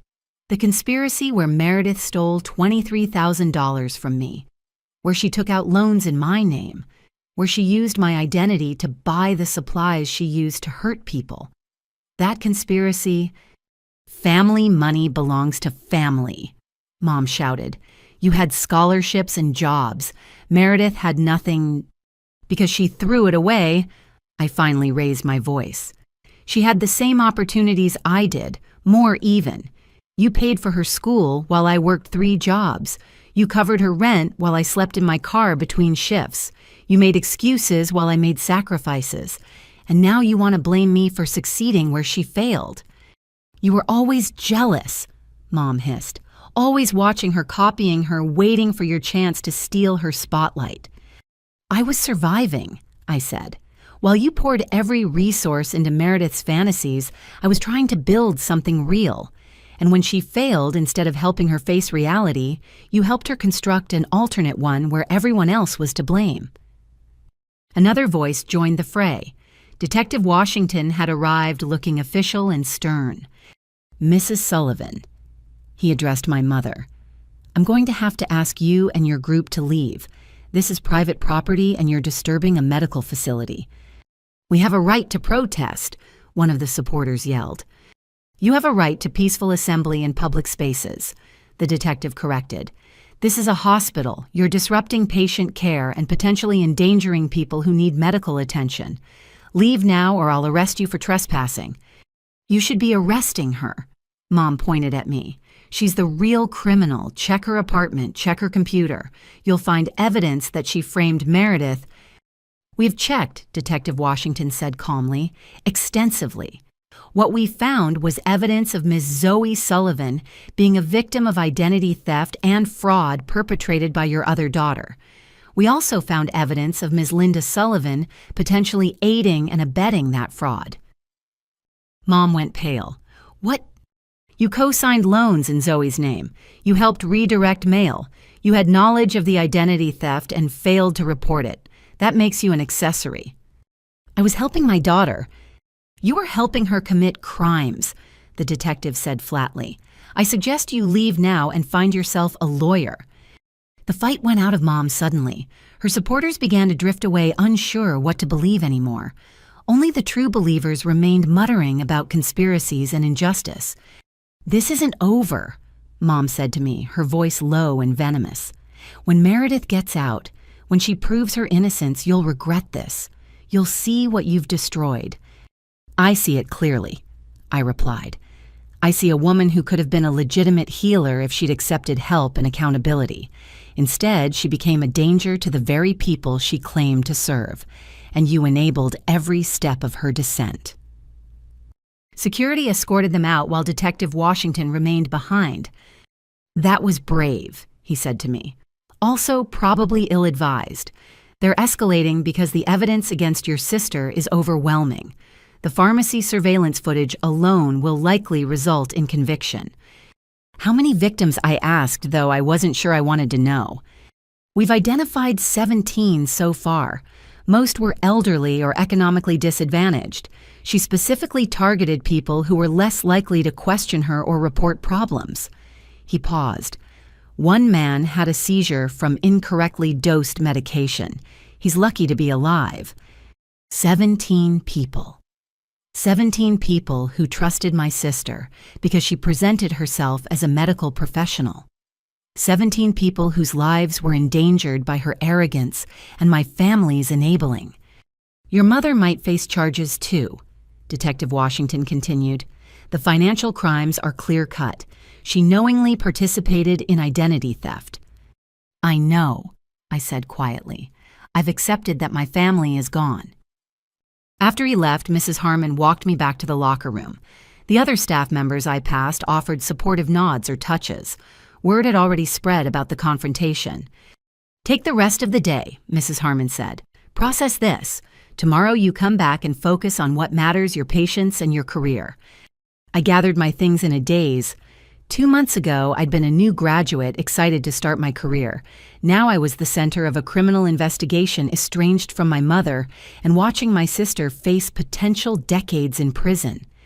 But as I walked to my car, I realized something had shifted during that confrontation. For the first time in my life, I'd stopped apologizing for my success. I'd stopped making excuses for their failures. I'd stood in my truth, painful as it was. My phone buzzed. "Dad, I heard about the hospital. Are you okay?" "I'm okay," I said and meant it. "Mom might be arrested." "I know. Detective Washington called me. I'm prepared to testify about the financial crimes if needed." "Dad, this is destroying our family." "No, sweetheart," he said gently. "Our family was destroyed years ago by lies and enabling. This is just revealing what was already broken. Sometimes things need to be completely demolished before you can build something better." He was right. The family I'd grown up in, built on dysfunction and delusion, was gone. But from its ashes, maybe something healthier could grow. A relationship with my father based on honesty. A career built on merit. A life free from the toxic dynamics that had nearly drowned us all. As I drove home, I passed a billboard for Riverside General. "Healing with integrity," it proclaimed. I joined this profession to help people to be part of something meaningful and true. Meredith had wanted the title without the work, the authority, without the responsibility. She'd wanted to be called a healer while causing harm. I wanted something different. I wanted to earn the trust patients placed in me. I wanted to deserve the privilege of caring for people at their most vulnerable. That started with truth, no matter how painful, and today, finally, I'd told it. 3 days after the hospital confrontation, I was reviewing cardiac medications with my preceptor when security paged me to the administrative office. Detective Washington was waiting, his expression more serious than I'd seen before. "Zoe, we need to talk about new developments in your sister's case," he said, gesturing for me to sit. Mrs. Harmon was already there, looking concerned. "What kind of developments?" I asked, though part of me didn't want to know. "We've uncovered a larger network. Your sister wasn't working alone. She was part of a group calling themselves Alternative Healers United. People with various medical backgrounds who lost their licenses or never completed training. They've been sharing resources, including forged prescription pads and DEA numbers." He pulled out a tablet showing me screenshots from encrypted messaging apps. Meredith's username was prominent in discussions about liberating medicine from corporate control and helping those the system abandons. This group has been operating across 3 states, Detective Washington continued. Your sister was one of the most active members. She recruited others, taught them how to forge documents, and shared stolen physician information. How many people? I asked weakly. At least 30 that we've identified. But here's the serious part. Last week, one of their patients died. A 43-year-old construction worker named James Chen. He had diabetes and high blood pressure. Someone from this group gave him natural supplements that interfered with his insulin. He went into diabetic coma and never recovered. The room went cold. A man was dead. Someone's husband, father, son was gone because people like my sister thought they knew better than trained professionals. Did Meredith? Not directly, but she trained the person who did, showed them how to present themselves as legitimate, how to gain trust, what to say, to make people believe traditional medicine was failing them. He pulled up another document.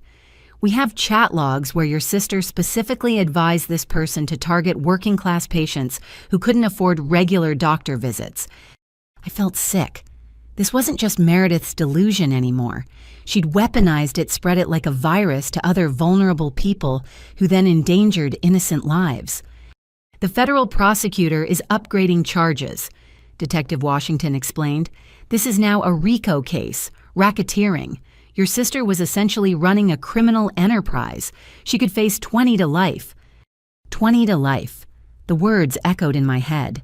My sister, who once played dress-up as a nurse with me when we were children, might spend the rest of her life in prison. There's more, he said gently. We need to know if she ever tried to recruit you, if she ever suggested you help her access hospital systems or prescription pads. Never, I said immediately. She hated that I was in nursing school. She saw me as competition, not a potential ally. That may have saved you, Mrs. Harmon said quietly, if she'd implicated you in any way. Your mother, however, Detective Washington continued, and my heart sank further. We found evidence she was more involved than we initially thought. She didn't just help with the financial fraud, she actively recruited patients for Meredith, told people at her church, her book club, her gym about her daughter, the alternative healer, who could help them outside the system. How many? I whispered. At least 9 people that we've confirmed. 3 of them ended up hospitalized from complications. Your mother would vouch for Meredith's credentials, even showing fake diplomas and certifications Meredith had created. The scope of the deception was staggering. This wasn't a desperate person making bad choices. This was a calculated operation that had endangered dozens, possibly hundreds of people. Your father has been cooperating fully, Detective Washington added. He's provided financial records, emails, even recordings of conversations where your mother and sister discussed their plans. He says he started documenting things about a year ago when he realized how deep this went. Dad was gathering evidence. He says he knew this day would come. He wanted to protect you when it did. The detective pulled out another file. Which brings me to why I'm really here. The prosecution wants you to testify, not just about the identity theft, but about your sister's history. Her dismissal from nursing school, her pattern of blaming others, the escalation of her behavior. Testify against my own sister. Testify for the victims, he corrected. For Mrs. Hutchins, who's still in rehabilitation. For Mrs. Rodriguez, who needs dialysis 3 times a week. For James Chen's widow and 2 young children. They deserve justice. I thought about the man who died believing he was getting help, about his children growing up without a father because someone prioritized their ego over his safety. I'll testify, I said quietly. There's one more thing, Detective Washington said, his tone becoming even more serious. We arrested someone else this morning, your mother. The words hit like a physical blow. Despite everything, despite her enabling and lies and the confrontation at the hospital, she was still my mother. She's being charged with accessory to fraud identity theft and now potentially involuntary manslaughter for her role in recruiting James Chen to your sister's care," he explained. "Her bail hearing is this afternoon." "Does she have a lawyer?" "She refused one. Says she'll represent herself because all lawyers are part of the conspiracy against Meredith." He shook his head. "I've seen a lot of family crimes, but this level of shared delusion is remarkable." After he left, I sat with Mrs. Harmon in stunned silence. My entire family was imploding in the most public, devastating way possible. "I know this is overwhelming," Mrs. Harmon said finally, "but you're handling it with remarkable grace. Lesser people would have crumbled or lashed out." "I don't feel graceful," I admitted. "I feel like I'm watching a car accident in slow motion and the car is full of people I used to love. Used to," I considered the question. "I love who they were, or who I thought they were, but those people might have never existed. Maybe I was always loving my idea of them rather than the reality." My phone buzzed. Dad again. "Your mother called me from jail. She wants you to bail her out." "I can't," I said immediately. "I won't." "I know, I told her that. She says you're dead to her." His voice cracked slightly.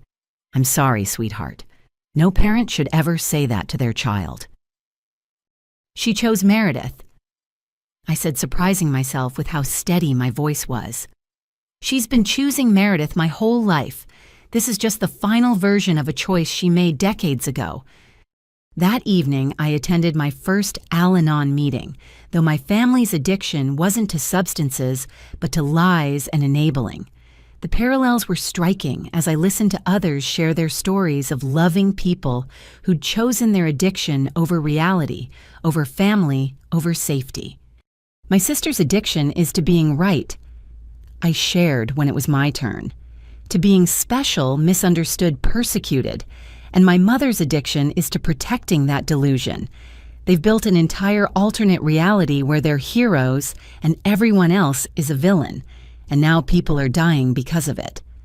The group listened without judgment as I outlined the medical fraud, the identity theft, the recruitment of other delusional people into their dangerous fantasy. The hardest part, I concluded, is that they genuinely believe they're helping people. They've convinced themselves that causing harm is actually healing, that lying is truth-telling, that crime is justice. How do you grieve people who are still alive but completely lost to their own delusions?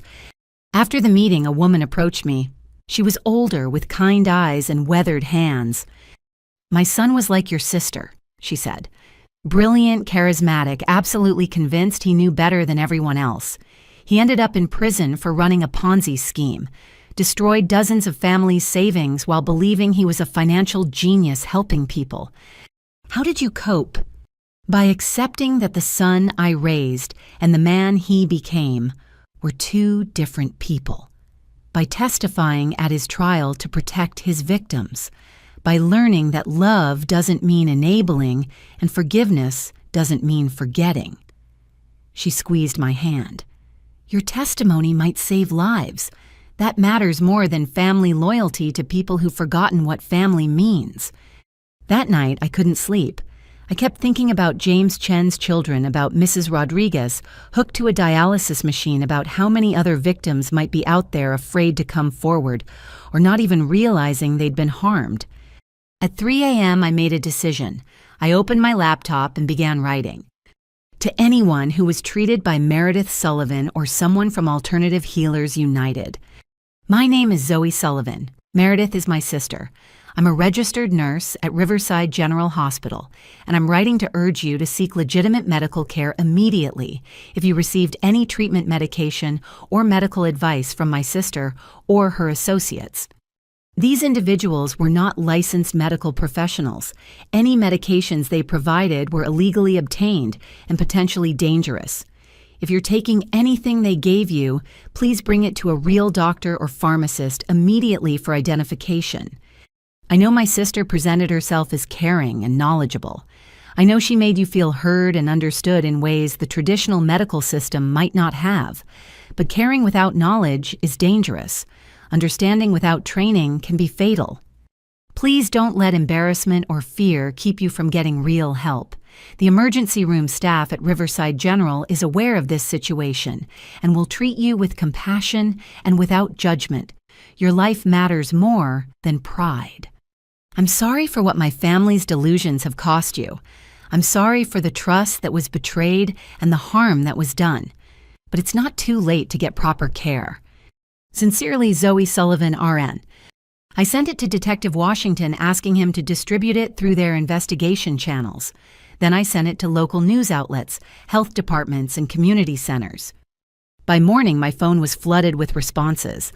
Some were angry, calling me a traitor, but others were from victims thanking me for the warning, sharing their own stories of mysterious illnesses after taking Meredith's treatments. One message stood out. Your sister gave my grandmother pills for her dementia. We thought they were helping because she seemed calmer. Turns out they were stolen sedatives that were masking a serious infection. By the time we got real medical help, it had spread to her bloodstream. She died last month. We thought it was natural causes until we saw the news about your sister. Thank you for speaking out. We're pressing charges. Another death. Another family destroyed by my sister's arrogance. I forwarded the message to Detective Washington, then got ready for my shift.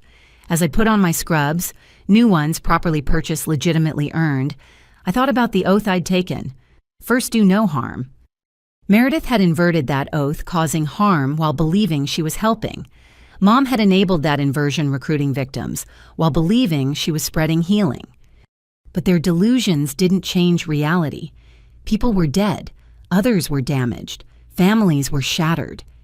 And I would testify to every bit of it, no matter how much it hurt, because that's what real integrity looked like. Choosing truth over comfort, justice over family, and the safety of innocence over the protection of the guilty. Even when the guilty shared your blood, especially then. The day of Meredith's formal indictment arrived with unseasonable rain that seemed fitting for the occasion. Dad picked me up at 5 a.m., both of us dressed in somber, court-appropriate clothing. Neither of us had slept well in weeks. Your mother made bail, he said as I got in the car. Her book club pooled money. She's staying with one of them. Is she going to be there today? Probably. Her lawyer, she finally got one, advised against it, but you know how she is about Meredith. We drove in silence through empty streets, the rain creating rivers along the gutters. I thought about all the mornings I'd driven to school or work at this hour, exhausted but determined. Now I was driving to watch my sister face federal charges that could destroy her life. The courthouse was already busy despite the early hour. Media vans lined the street. The story of the Alternative Healers Network had gained national attention. As we walked up the steps, reporters called out questions I didn't answer. Inside, the prosecutor assistant U.S. Attorney Maria Santos met us in a small conference room. She was younger than I expected, with sharp eyes and an air of contained energy. "Thank you for coming," she said. "I know this is difficult. I want to prepare you for what you're going to hear today. The charges are extensive, and some of the victim impact statements are disturbing." She spread out documents on the table. 23 separate federal charges, including racketeering, wire fraud, identity theft, and practicing medicine without a license. The state had added charges for involuntary manslaughter in James Chen's death. "Your sister's lawyer is pushing for a plea deal," Santos explained. "She wants to argue diminished capacity, saying your sister genuinely believed she was helping people. But with the evidence we have, the encrypted messages, the money transfers, the organized network, it's clear she knew what she was doing was illegal." "What kind of plea deal?" Dad asked. 15 to 20 years instead of potential life. But she'd have to allocute, admit to everything, including her role in recruiting others and teaching them fraud techniques. She's refused so far. Of course she had. Admitting guilt would mean acknowledging the lies she'd built her identity around. Meredith would rather go to trial than accept she wasn't a misunderstood healer. We entered the courtroom to find it packed. Families of victims filled one side, supporters of the alternative healers filled the other. Mom sat in the front row behind the defense table wearing her best dress and a defiant expression. She saw us and her face twisted with rage. Dad steered me to seats on the prosecution's side, which felt like a physical betrayal, even though I knew it was the right choice. Then they brought Meredith in. Prison had changed her. She was thinner, her hair pulled back severely, the orange jumpsuit making her look washed out. But her eyes still held that familiar fire of self-righteousness. Judge Patricia Kovach, a woman known for her no-nonsense approach to federal crimes, called the session to order. As the charges were read, each one felt like another nail in the coffin of who my sister used to be. "How does the defendant plead?" Judge Kovach asked after the lengthy recitation. Meredith stood her lawyer, trying to keep her seated. "I plead not guilty to all charges. I am a healer, not a criminal. This is persecution of those who dare to challenge the medical-industrial complex." Gasps rippled through the courtroom. Her lawyer looked ready to resign on the spot. "Ms. Sullivan," the judge said sternly, "you're facing serious federal charges. This is not a platform for speeches. Do you understand the charges against you?" "I understand that the system is threatened by people like me who offer real healing instead of pharmaceutical slavery," Meredith replied. "Your Honor," her lawyer interrupted desperately, "my client is under considerable stress. We plead not guilty and request a competency evaluation." "Noted," Judge Kovach said dryly. "Now I understand we have victim impact statements." What followed was the hardest hour of my life. Mrs. Chen James's widow spoke first. She was a small woman who seemed smaller in her grief, clutching photos of her husband. James trusted her. She said, her accent thick with tears. He was scared of doctors because his father died in a hospital. When Ms. Sullivan said she could help naturally, he believed.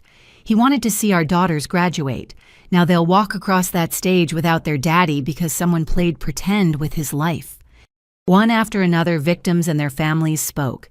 An elderly man whose arthritis treatment had actually been stolen cancer medication that masked his symptoms until the disease was terminal.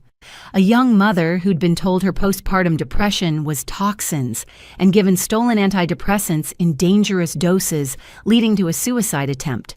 A diabetic teenager whose parents had been convinced to stop his insulin in favor of natural healing, resulting in permanent organ damage. Through it all, Meredith sat straight-backed and unmoved. Occasionally, she would shake her head or mutter lies under her breath. Mom nodded along with her, glaring at each speaker as if they were the criminals. Then came a moment I'll never forget. "I'd like to call Beatrice Thompson," the prosecutor announced. A woman in a wheelchair was brought forward. It took me a moment to recognize my former neighbor. She'd aged decades in the months since Meredith's help. Her daughter pushed the chair face set in controlled fury. "Ms. Sullivan gave me pills." Mrs. Thompson said, her voice barely above a whisper, said they were natural remedies for my kidney problems. Made me feel so much better I stopped going to my real doctor. Turns out they were stolen steroids that made me feel good while my kidneys were failing. Now I'm on dialysis for whatever time I have left. My grandchildren have to watch me hooked to machines because I trusted someone who said she was a nurse. "You were already sick," Meredith burst out, ignoring her lawyer's attempts to silence her. "I gave you hope, quality of life." "You gave me false hope and real damage," Mrs. Thompson replied quietly. "I might have had years left with proper treatment. Now I have months. That's not healing, dear. That's harm." Judge Kovach had to call for order as Mom stood up shouting about persecution and lies. Security moved closer, ready to remove her. "Mrs. Sullivan." The judge addressed my mother, "One more outburst and you'll be held in contempt. Your daughter is facing justice for crimes that caused real harm to real people. This is not a conspiracy. This is consequences." But the damage was done. Mom's outburst had shown everyone what Meredith had become, enabled and encouraged by someone who should have helped her face reality years ago. During a recess, Detective Washington approached us. "There's been a development. We found journals in your sister's apartment, detailed notes about each patient, including her awareness that some were experiencing adverse reactions. She documented knowing Mrs. Rodriguez had kidney problems but giving her NSAIDs anyway because the pain relief would improve her quality of life even if it shortened it. She knew, I said numbly. She knew she was hurting people. She justified it, wrote that traditional medicine's obsession with first do no harm prevented real healing, that sometimes you had to risk harm for greater good. He paused. She compared herself to revolutionaries who were misunderstood in their time. When court resumed, Santos introduced the journals as evidence. Excerpts were read aloud, Meredith's own words documenting her conscious choice to endanger patients she deemed too ignorant to make their own medical decisions. The supportive crowd began to thin. Even true believers struggled to defend someone who wrote about acceptable casualties in the war against medical tyranny. The prosecution moves to revoke bail, Santos announced. Given the defendant's own writings showing consciousness of guilt and willingness to cause harm, she poses a continued threat to public safety. Meredith's lawyer objected, but half-heartedly. The evidence was damning. Bail is revoked, Judge Kovac ruled. The defendant will remain in custody until trial. Given the evidence presented today, I also order a psychological evaluation to determine fitness to stand trial. As marshals moved to take Meredith back into custody, she looked directly at me for the first time. "You did this," she said loud enough for everyone to hear. "You couldn't stand that I found my calling without their approval. You had to destroy me to feel special." "No," I said, standing up. "You destroyed yourself. And you took innocent people down with you. I'm just refusing to lie about it anymore." Mom lunged toward me, but security intercepted her. "You're no daughter of mine," she screamed as they escorted her out. "You killed your sister. You killed her spirit, and now you're killing her body. I hope you're happy with your perfect little life built on her destruction." The courtroom erupted. Judge Kovac banged her gavel repeatedly, threatening to clear everyone out. Dad put his arm around me as I shook the weight of public rejection hitting harder than I'd expected. "Court is adjourned," the judge announced. "Trial date to be set pending psychological evaluation." As Meredith was led away, she began singing, a hymn from our childhood church. Mom joined in from the hallway, their voices creating a haunting duet that echoed through the courthouse. It was performative grief calculated to make them martyrs, but it still made my chest tight with loss. Outside, reporters swarmed. Dad and Detective Washington created a barrier getting me to the car. But one question penetrated. "Ms. Sullivan, how does it feel to testify against your own family?" I stopped, despite Dad's attempt to keep me moving. "It feels like choosing between two families." I said, my voice stronger than I felt. "The family I was born into and the human family that deserves protection from dangerous delusions. I chose the one that values truth and safety over blood and enabling." "Do you regret it?" another reporter called. "I regret that it was necessary," I answered. "I regret that my sister chose to hurt people rather than get help. I regret that my mother chose to enable rather than intervene. But I don't regret standing with victims over perpetrators, even when the perpetrators share my DNA." In the car, Dad broke down crying. "I lost them both today," he sobbed. "My wife and daughter, gone." "They left a long time ago, Dad," I said gently. "They left when they chose lies over truth. Today just made it official." That evening I went to work despite Mrs. Harmon offering me time off. I needed the normalcy, the reminder of why I'd chosen this path. My patients didn't care about courtroom drama. They needed competent, caring nursing. As I checked on Mr. Patterson, a cardiac patient I'd been monitoring, he grabbed my hand. "Saw the news," he said quietly. "Takes guts to stand up like that. Your sister might have killed me with her ignorance. You're saving me with your knowledge. That's the difference between real and fake healing." Similar sentiments came from other patients throughout the shift. They'd seen the coverage, understood the stakes. Several mentioned they'd thrown out alternative remedies they'd been secretly taking, scared by how close they might have come to being victims. By the end of my shift, I was exhausted but oddly at peace. The family I'd lost had been gone long before today, consumed by delusion and denial. But the family I'd chosen, my colleagues, my patients, my profession, remained solid. Dad texted as I was leaving. "Proud of you. Mom served me divorce papers through her friend. I'm relieved. Starting therapy tomorrow. Real healing, not Meredith's version." I sat in my car in the hospital parking garage watching the sun rise over the city. Somewhere Mom was probably rallying Meredith's remaining supporters, planning protests and proclamations of innocence. Somewhere Meredith was in a cell likely composing manifestos about medical martyrdom. But here in the real world, patients needed care, families needed support, and truth needed advocates. I'd chosen my side, and despite the pain, despite the loss, I'd choose it again. Because some things matter more than blood, like integrity, like justice, like the oath to first do no harm. Even when the ones doing harm share your name. 3 weeks after the indictment hearing, I was adjusting to a new kind of normal. The media attention had died down somewhat, though I still occasionally found reporters waiting by my car. My shifts at the hospital had become a refuge, a place where I could focus on healing rather than destruction.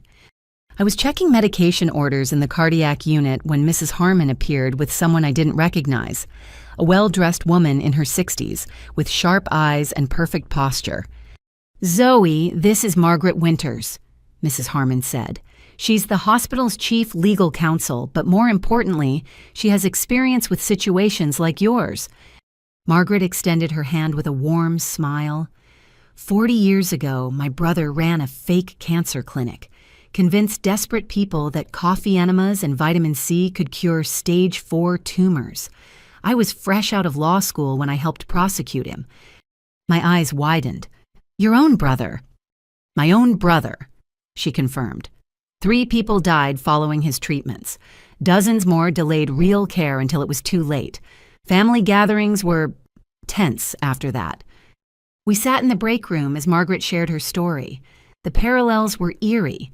A charismatic sibling who believed traditional medicine was corrupt parents, who enabled the delusion victims who just wanted hope. "The hardest part wasn't the trial," Margaret said. "It was the aftermath. The family divided permanently. Some relatives still think I betrayed blood for career. But the survivors' families, they send me Christmas cards. Their children grew up because I chose justice over genetics." "How did you cope with the guilt?" I asked. "By realizing the guilt belonged to him, not me. Every day I stayed silent was a day someone else might die. That's not loyalty. That's complicity." She pulled out a business card. "I'm offering pro bono legal help for your identity theft case. The hospital supports employees who stand up for what's right." Before I could respond, my phone buzzed.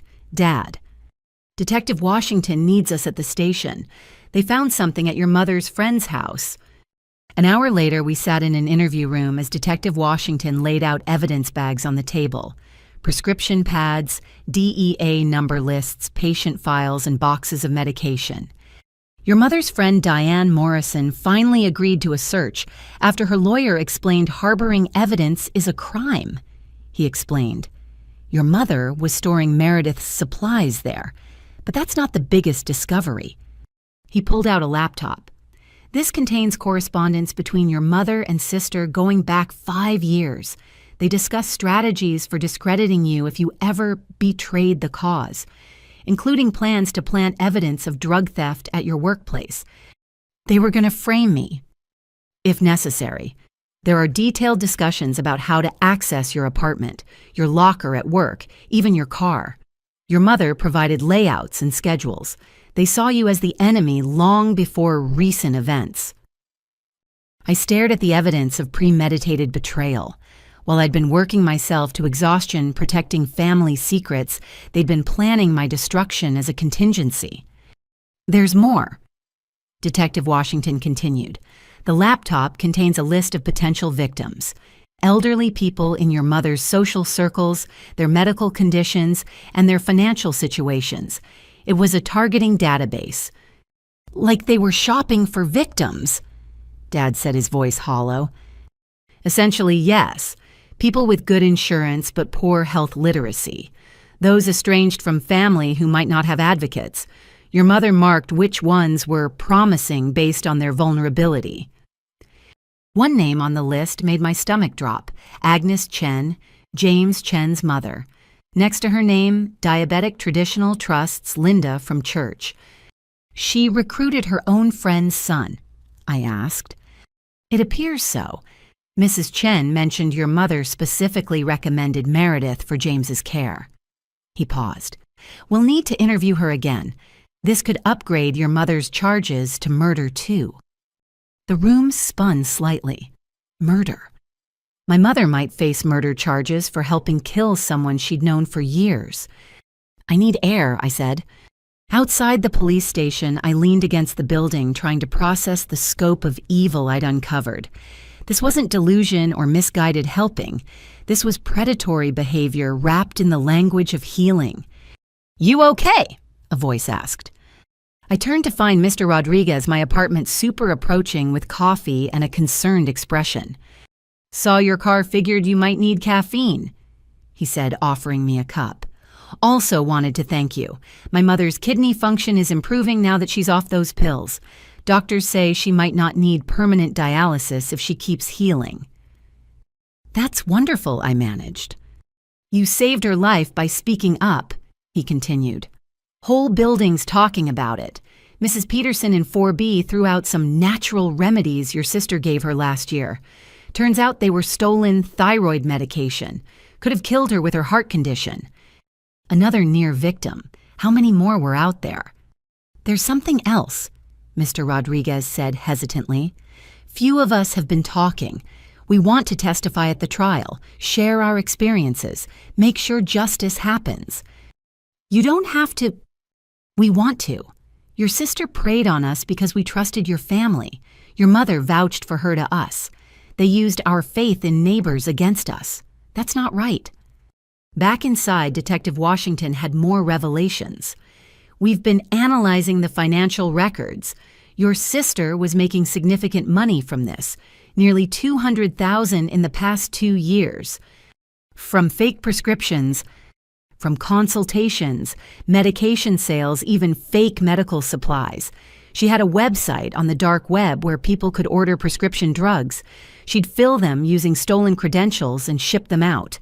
Your mother handled the packaging and mailing." Dad made a strangled sound. "Linda was running a drug ring." "Essentially, though they convinced themselves they were democratizing medicine and breaking Big Pharma's monopoly. The self-justification in their communications is remarkable." Santos, the prosecutor, arrived then with more news.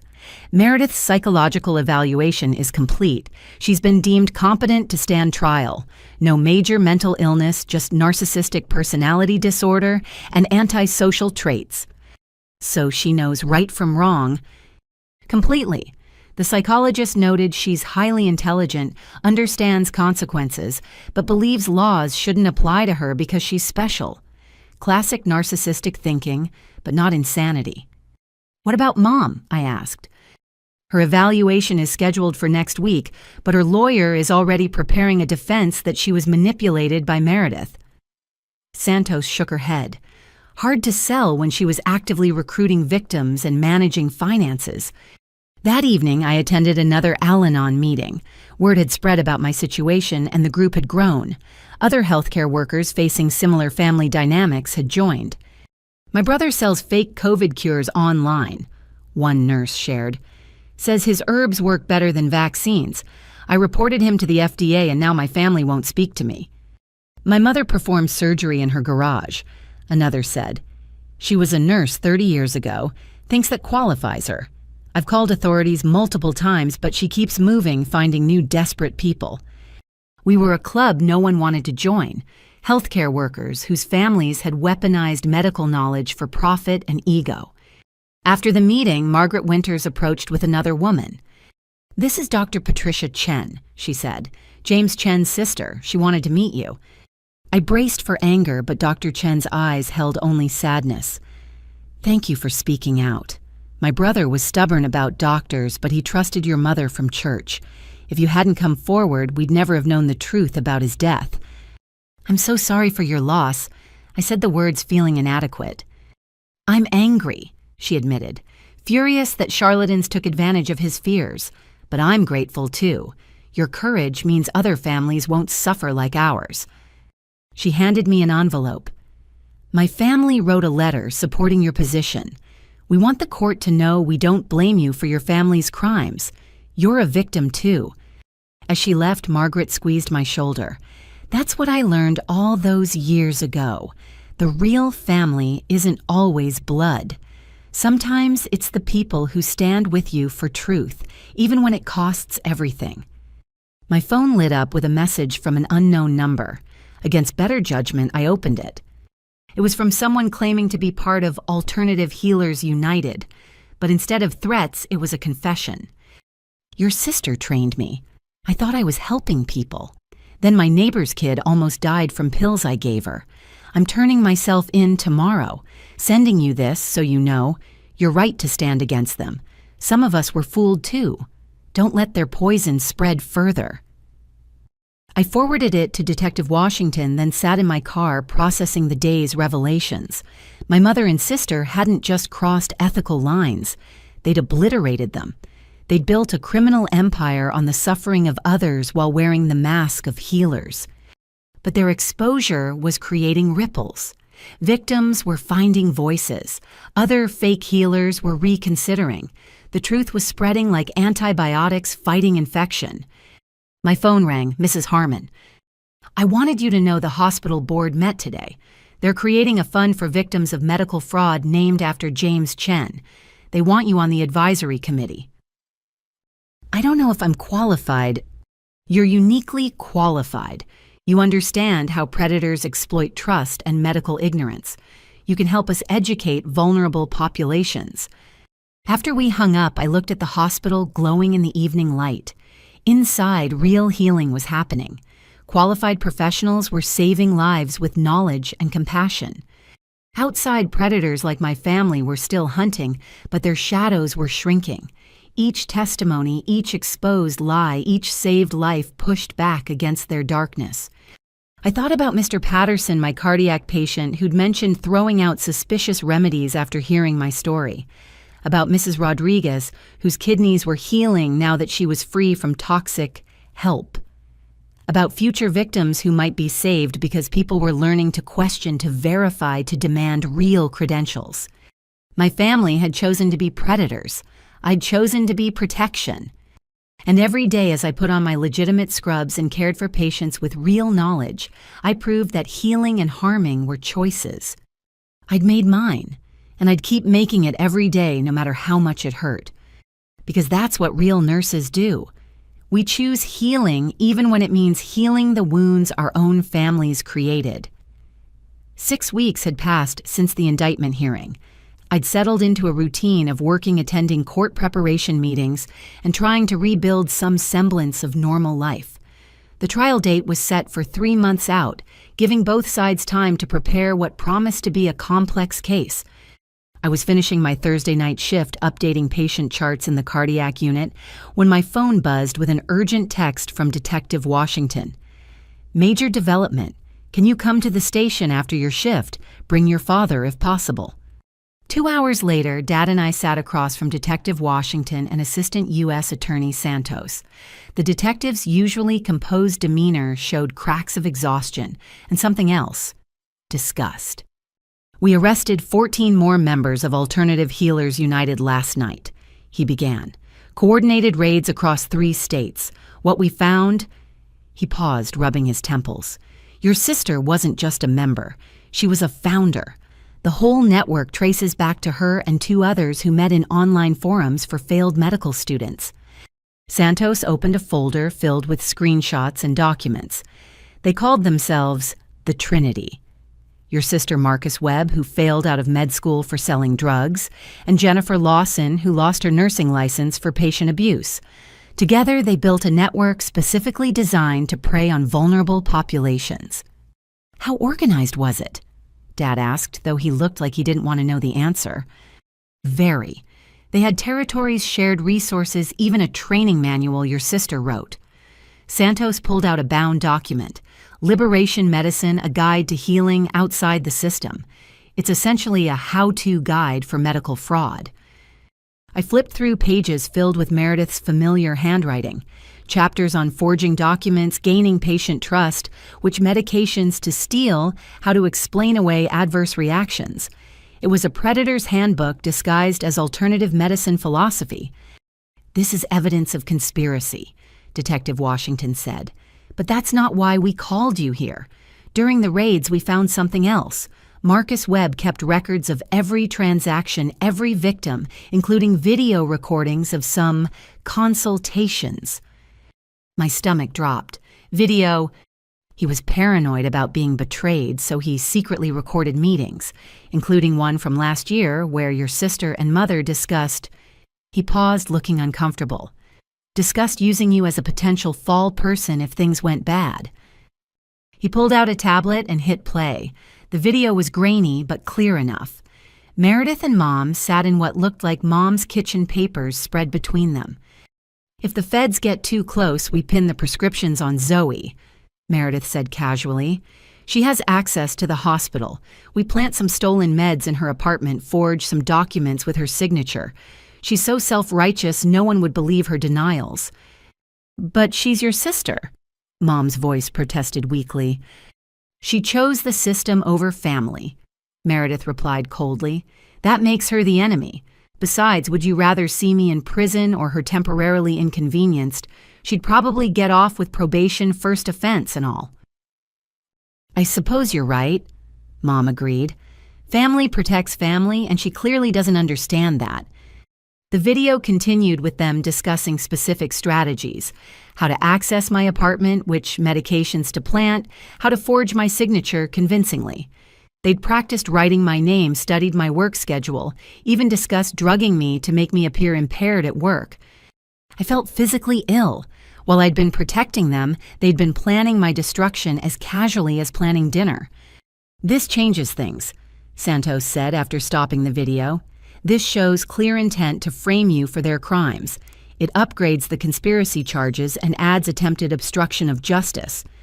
"There's more," Detective Washington said grimly. "We found videos of actual treatments. I won't show you these. They're evidence and, frankly, disturbing. But your sister performed minor surgeries, drained abscesses, removed moles, even attempted to set a broken bone. No anesthesia beyond stolen lidocaine, no sterile technique, no follow-up care."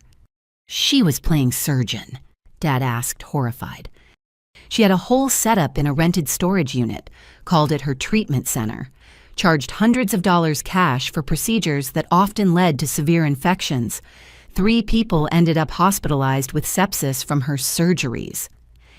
"Did any die?" I asked quietly. "One came close. A homeless veteran she treated for an infected wound. Instead of antibiotics, she packed it with herbs and honey. He barely survived the resulting blood infection." Santos pulled out more documents. "Your mother wasn't just recruiting patients. She was scheduling these procedures, collecting payment, even assisting sometimes. We have her on video holding instruments while Meredith cut into people." The scope of horror kept expanding. My sister hadn't just been playing with pills. She'd been butchering people in a storage unit while Mom helped. "Why didn't these people go to real hospitals?" I asked, though I suspected the answer. "No insurance, fear of deportation warrant issues, or just desperation," Detective Washington explained.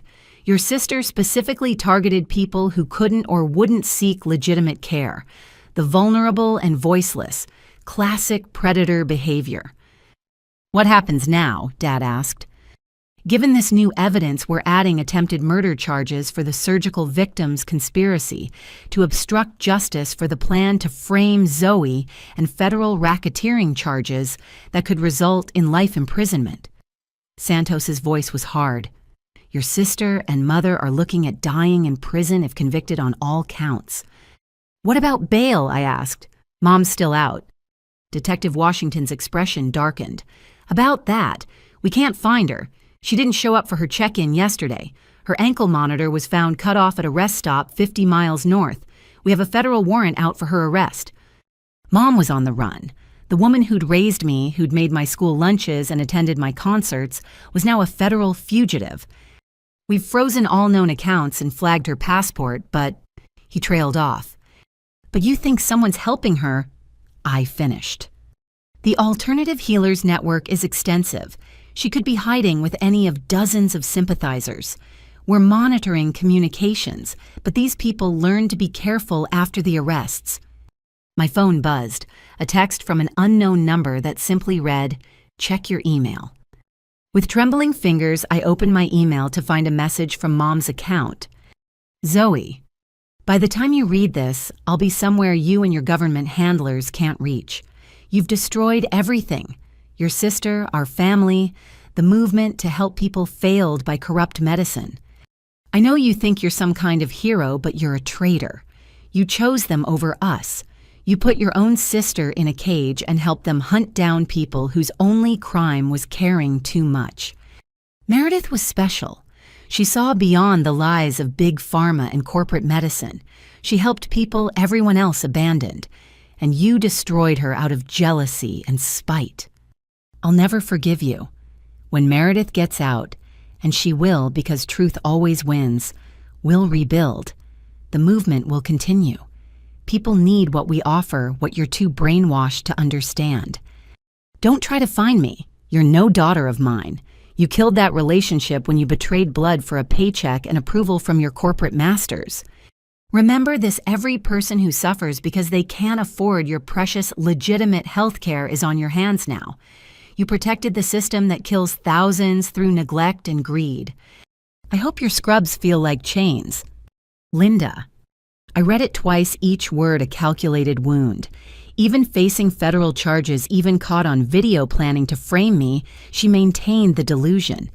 In her world, they were heroes, and I was the villain. "Forward that to us," Detective Washington said gently. "It's evidence and might help us track her." As I did, another email arrived.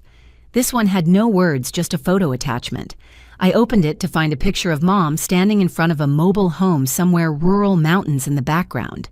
She was smiling, holding a sign, "The healing continues." "She's taunting us," Santos said, studying the image. "But she made a mistake. Those mountains, that vegetation, narrows down the location significantly." While they analyzed the photo, I sat with the weight of complete family destruction. My sister faced life in prison. My mother was a federal fugitive. My father was divorcing a ghost, and I was the star witness in their downfall. "You did the right thing," Dad said, quietly reading my expression. "They made their choices. You made yours. The only difference is yours saves lives, while theirs ended them." Mrs. Harmon had said something similar weeks ago. Sometimes the family we choose through shared values matters more than the family we're born into. "There's one more thing," Detective Washington said. "We need to put you in protective custody until we find your mother. With her on the run and the network still partially active, you could be in danger." "I can't stop working," I protested. "My patients need consistency." "We can arrange security at the hospital," Santos offered. "But you'll need to vary your routines, possibly relocate temporarily. These people have already shown willingness to kill. We can't risk them targeting you." As we discussed logistics, my phone rang. An unknown number, but Detective Washington nodded for me to answer while he traced it. "Hello?" "Zoe." The voice was familiar, but panicked. "It's Jennifer Lawson from the Trinity. I know you don't know me, but I need to turn myself in. I can't do this anymore. Marcus got arrested, your mom's gone crazy, and I just watched a kid almost die from pills I gave him. I want out." I looked at Detective Washington, who was gesturing for me to keep her talking. "Where are you, Jennifer?" "Motel outside Burlington. I have evidence. Recordings, documents, everything. But I'm scared. Your mom's been calling saying we need to eliminate problems. I think she means you." "We can protect you," I said, following Detective Washington's hand signals. "Tell me where exactly. We'll come get you." She gave me the address, crying now. I never meant for it to go this far. We were just angry about failing, wanted to prove we knew better. But then people started getting hurt, and the money was so good, and your sister kept saying we were revolutionaries. Stay where you are, I said. Lock the door. Help is coming. After hanging up, the room burst into activity. Detective Washington called units to Jennifer's location, while Santos prepared witness protection paperwork. If she Flips provides testimony about the inner workings, this case becomes ironclad, Santos explained. Your sister and mother won't have any defense left. 3 hours later, we received word. Jennifer was in custody along with 2 boxes of evidence, including recordings of planning sessions, where my sister detailed exactly how to exploit desperate people for maximum profit. She wasn't a believer, Detective Washington explained after initial questioning.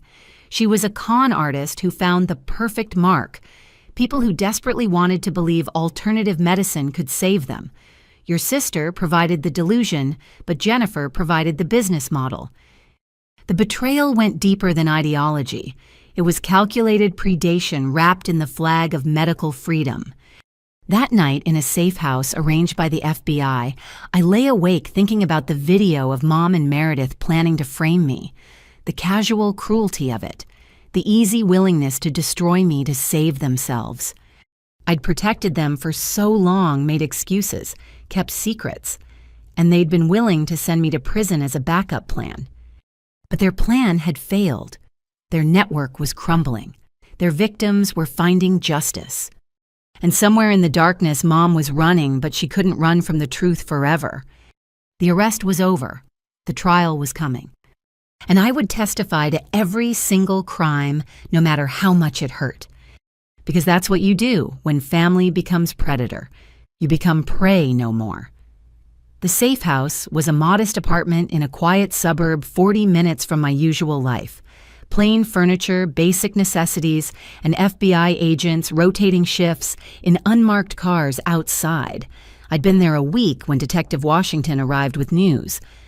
"We found your mother," he said, setting down a folder of photographs.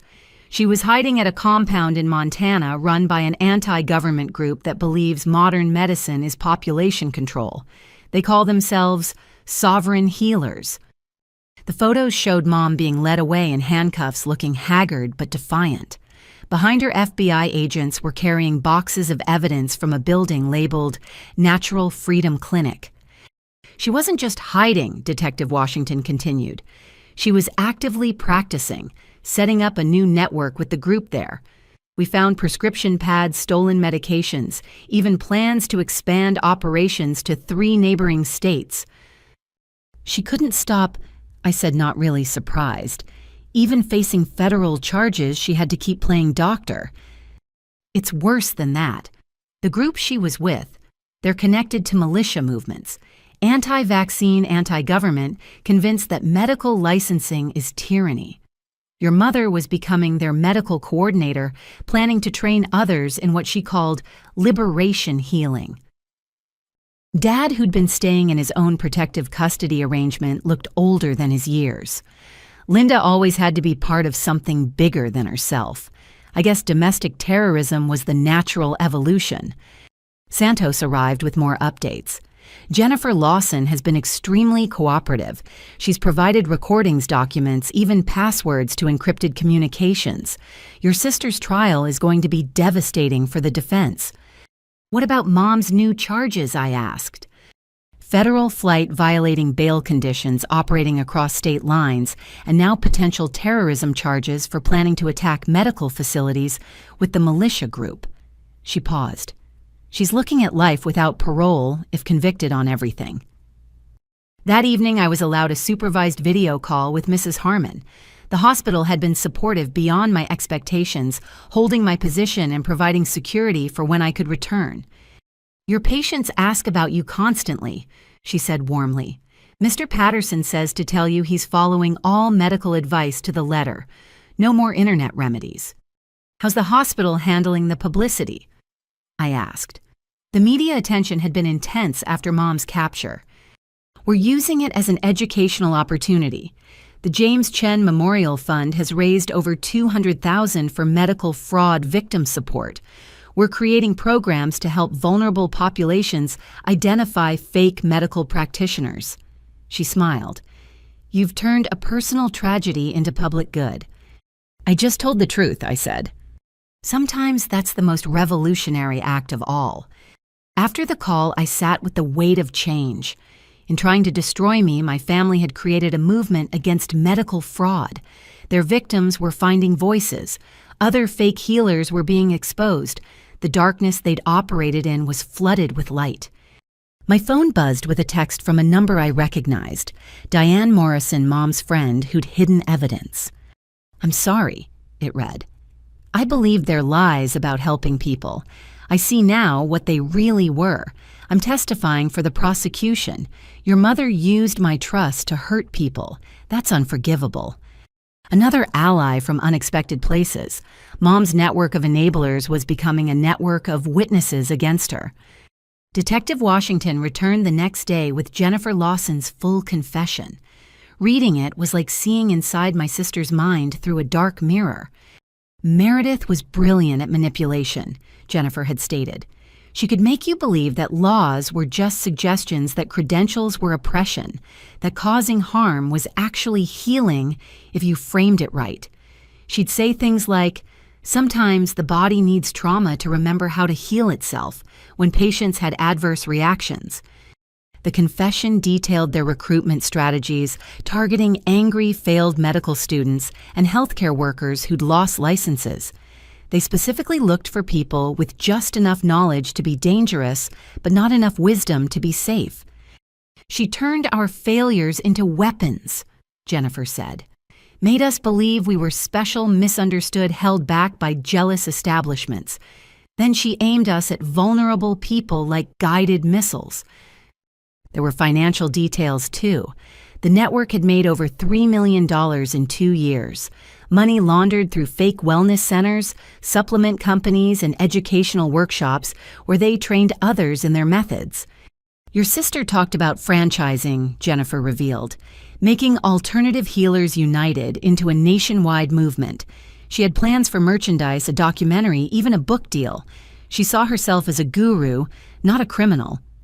But the most damning parts were about the victims. Jennifer estimated at least 200 people had been seriously harmed, with potentially dozens of deaths they'd attributed to healing crises or natural transitions. When James Chen died, Meredith called it an acceptable loss in the revolution, Jennifer stated. She said all movements had martyrs. I had to stop reading several times, overwhelmed by the callousness. This wasn't misguided helping. This was systematic predation with a body count. That night, unable to sleep, I wrote in the journal my therapist had recommended. "I keep looking for the sister I remember, the one who bandaged my stuffed animals and declared them healed, the one who wanted to help people so badly she cried when she couldn't save an injured bird. But maybe that person never existed, or maybe she got lost so gradually I didn't notice until she was gone completely." Mom's arrest photos haunt me.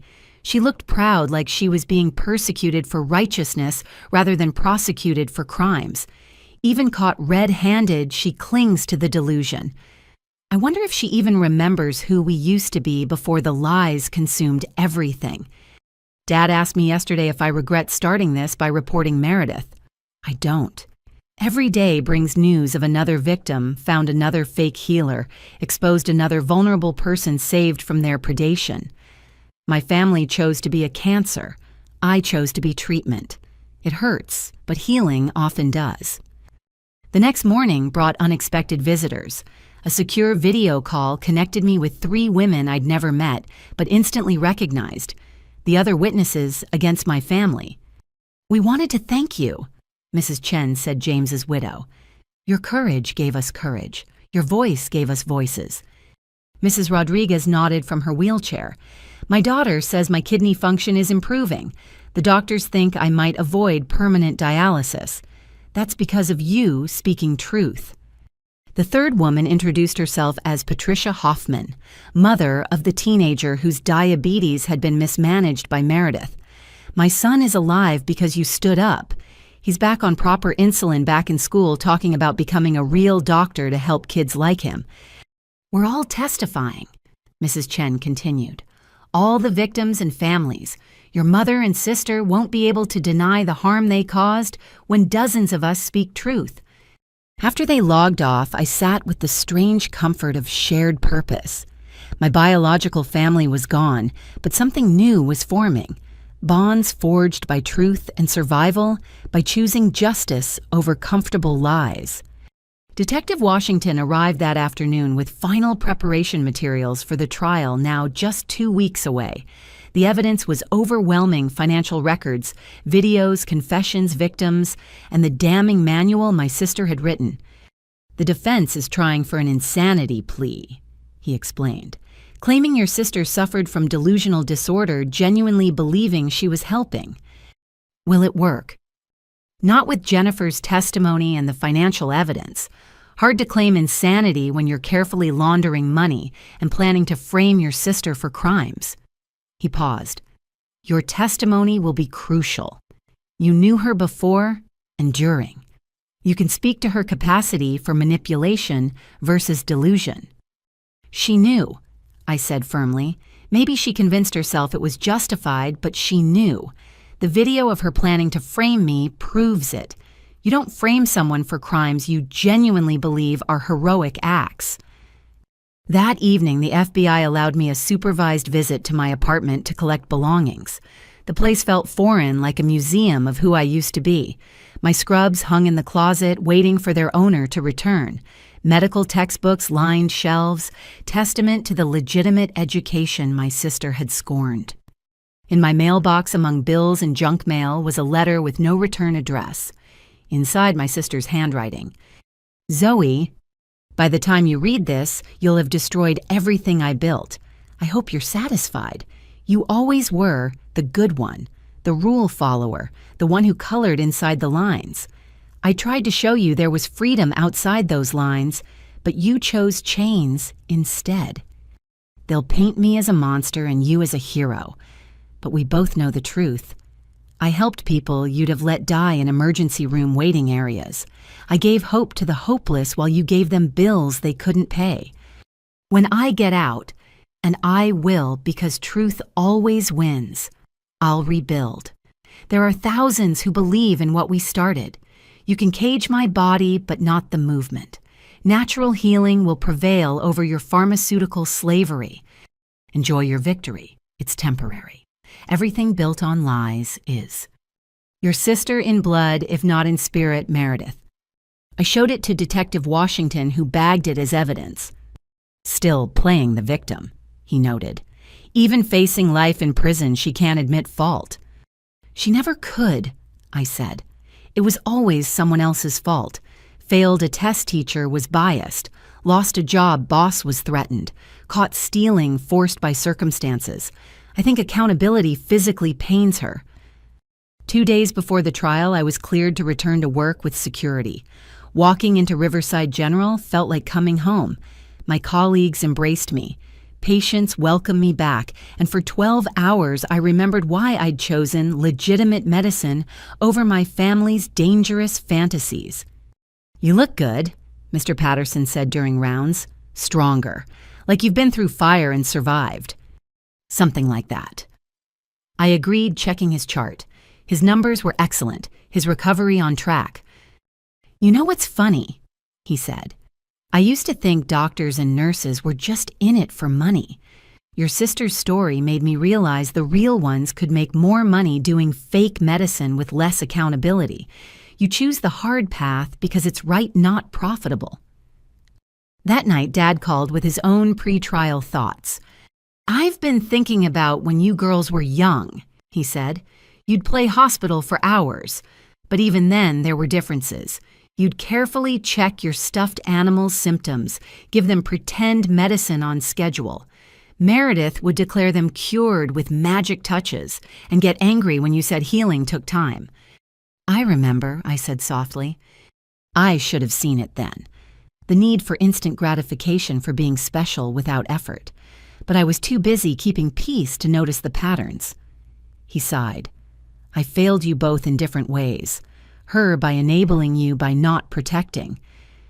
"We all did our best with what we knew then," I said. What matters is what we do with what we know now. Testify, he said firmly. Tell every truth no matter how much it hurts. Let justice be done though the heavens fall. The next morning I stood before my bathroom mirror in my safe house practicing my testimony one final time. Tomorrow I would face my sister in court. I would speak truths that would likely send her to prison forever. But I would also speak for Mrs. Rodriguez's kidneys, for James Chen's daughters, for Patricia Hoffman's diabetic son, for all the nameless victims who suffered, because my family chose to play God with people's lives. I put on my scrubs. Clean, legitimate, earned through years of actual education. They weren't chains like Mom claimed. They were armor protecting both me and my patients from the kind of harm my family inflicted. Tomorrow the trial would begin. Today I stood strong in my truth, surrounded by chosen family who valued healing over harming facts, over fantasies, and justice over blood. The little girl who'd carefully tended stuffed animals had grown up to tend real humans, while her sister had grown up to prey on them. We'd both made our choices. Now justice would make its own. The federal courthouse buzzed with media attention as the most anticipated trial of the year began. News vans lined the street, reporters doing stand-ups about the fake healer network that had captured national attention. I arrived in an unmarked FBI vehicle slipping through a side entrance to avoid the circus. The courtroom was packed. On one side sat the victims and their families, a sea of faces marked by betrayal and loss. On the other, a smaller but vocal group of Alternative Healers United supporters, still clinging to the delusion that their leaders were martyrs. Meredith entered in shackles wearing a conservative suit that couldn't hide how prison had changed her. She'd lost weight. Her hair was severely pulled back, but her eyes still burned with self-righteous fury. She found me in the gallery and stared, her lips moving in what looked like traitor. Mom was brought in separately, also shackled, looking smaller than I'd ever seen her. The woman who'd once commanded church committees and social clubs now shuffled like she'd aged 20 years in 2 months. She didn't look at me at all. Judge Kovach called the court to order, and Assistant U.S. Attorney Santos began with an opening statement that laid out the scope of devastation.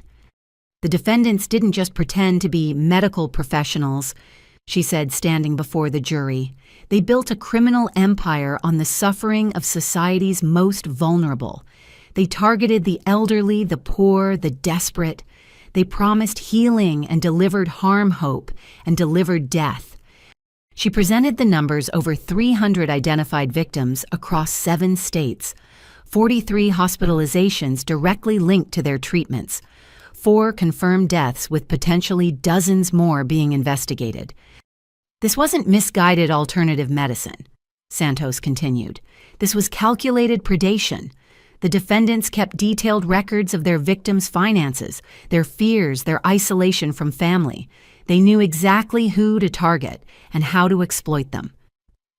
The defense attorney, a well-known advocate for medical freedom named Richard Morse, painted a different picture.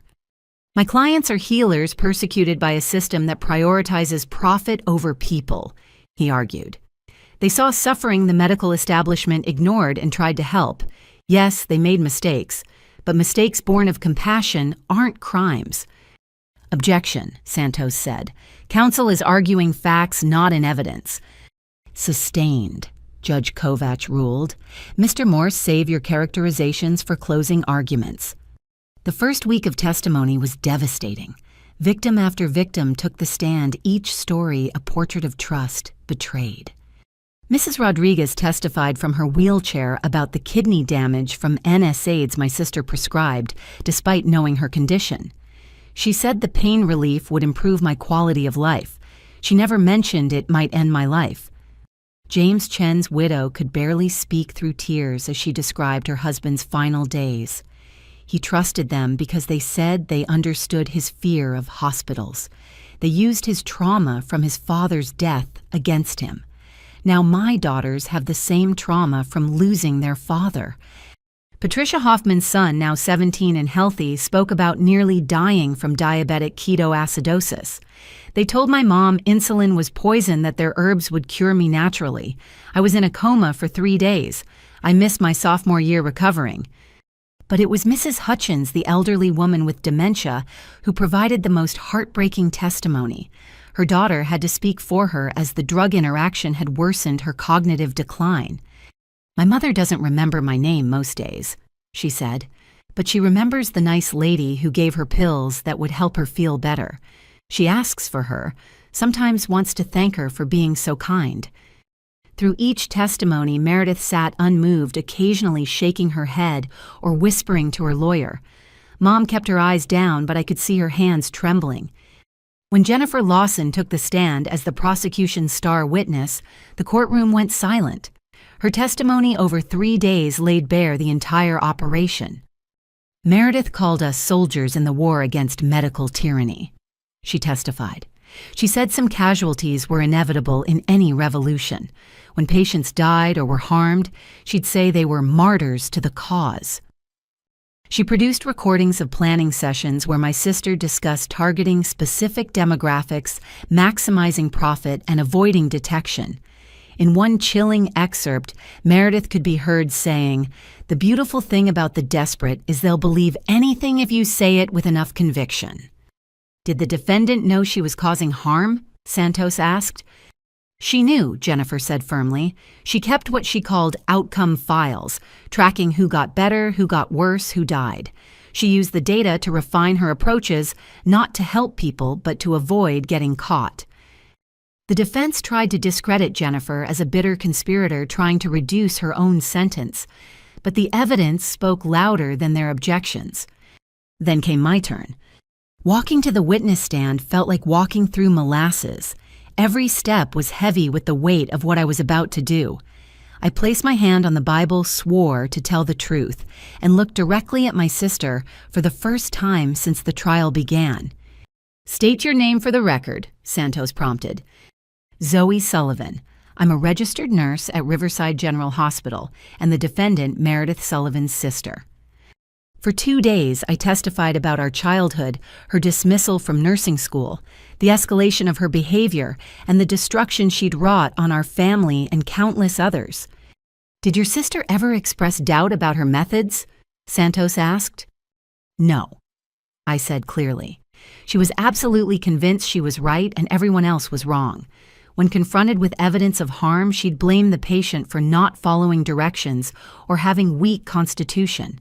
It was never her fault. "Tell us about the video where she discussed framing you." I recounted watching my sister and mother plan my destruction, their casual willingness to sacrifice me to save themselves. Several jurors looked shocked. The supporters section grew quieter. "How did that make you feel?" "Like I never knew them at all," I admitted. "Like the family I thought I had was a fiction and these strangers had been wearing their faces all along." The defense's cross-examination was brutal. Morse tried to paint me as jealous, vindictive, mentally unstable from work stress.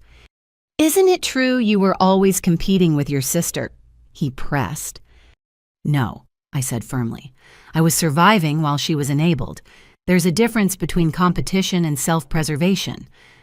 "You sent your own mother to prison," he accused. "My mother sent herself to prison by committing crimes," I corrected. "I just stopped lying about it." He tried every angle, suggesting I'd planted evidence that I'd manipulated my father, that I was seeking fame from the case. Each accusation fell flat against the mountain of evidence. When Mom took the stand in her own defense, she broke my heart all over again. "I believed in my daughter's gift," she said, voice quavering. "Maybe I was wrong, but what mother doesn't want to believe her child is special? I never meant for anyone to get hurt." But under Santos's cross-examination, the truth emerged. Email after email showed her actively recruiting victims, managing finances, planning expansion. When confronted with the evidence of James Chen's death, a man she'd known from church for a decade, she broke down.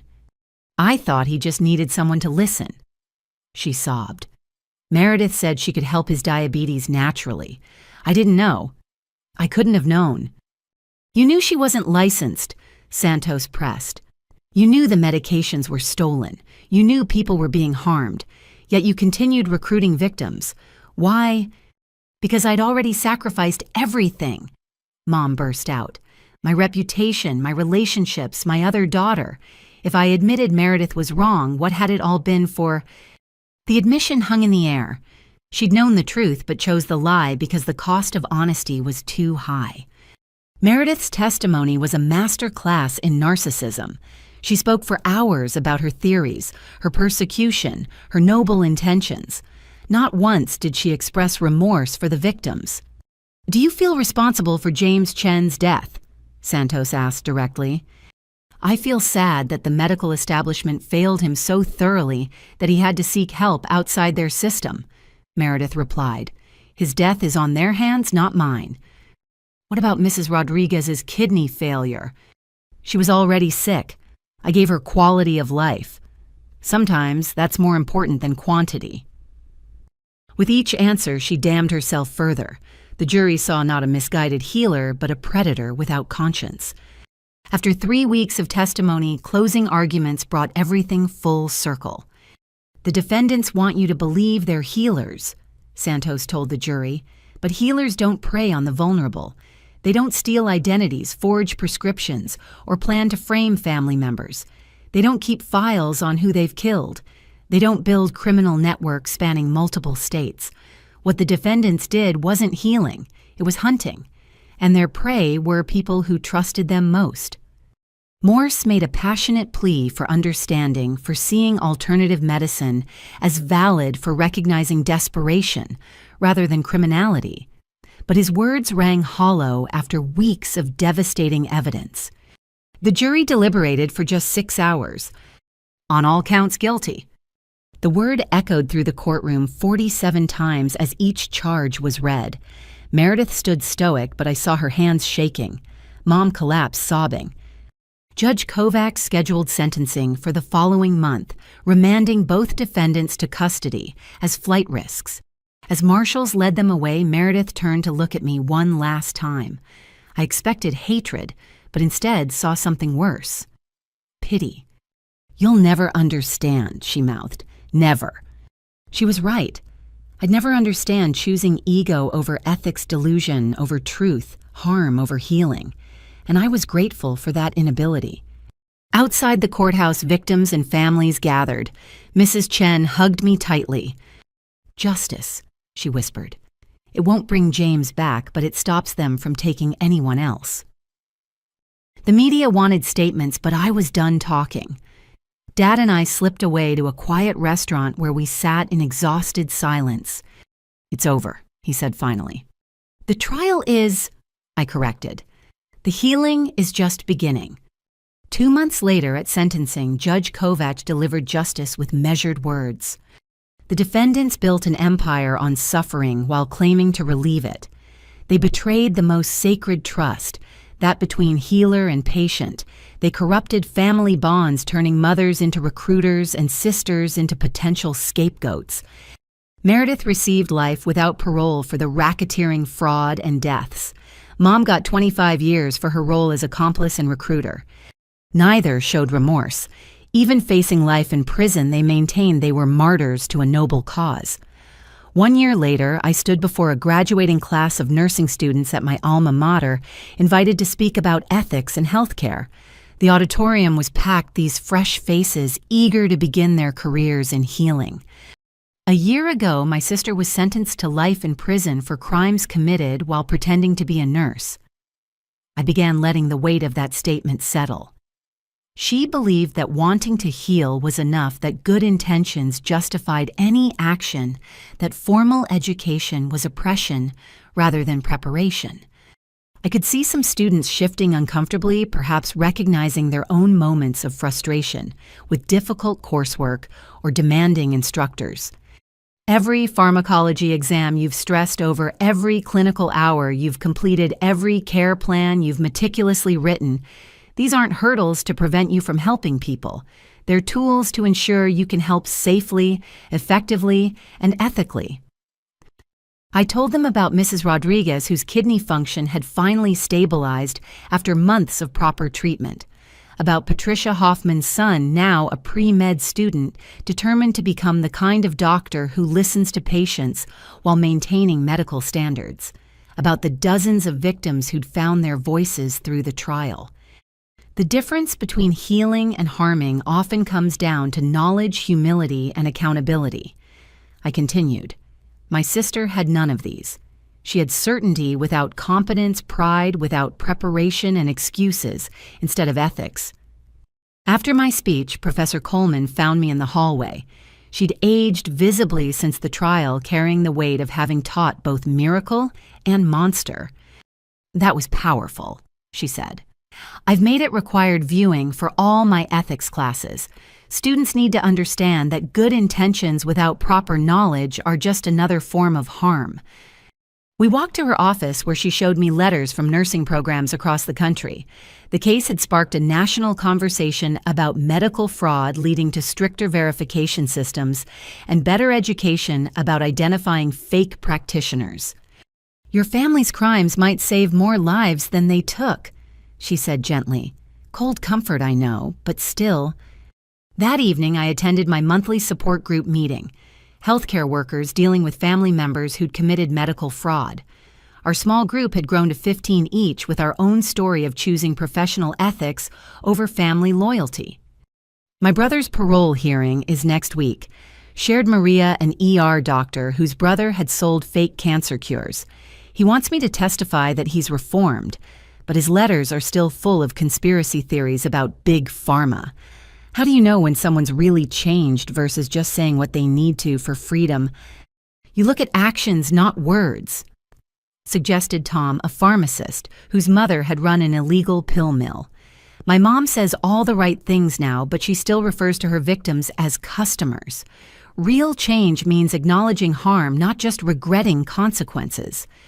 I thought about Meredith's letters from prison, monthly missives that alternated between begging for forgiveness and raging about persecution. Mom had stopped writing after 6 months when I'd refused to petition for her early release. Sometimes they don't change, I offered.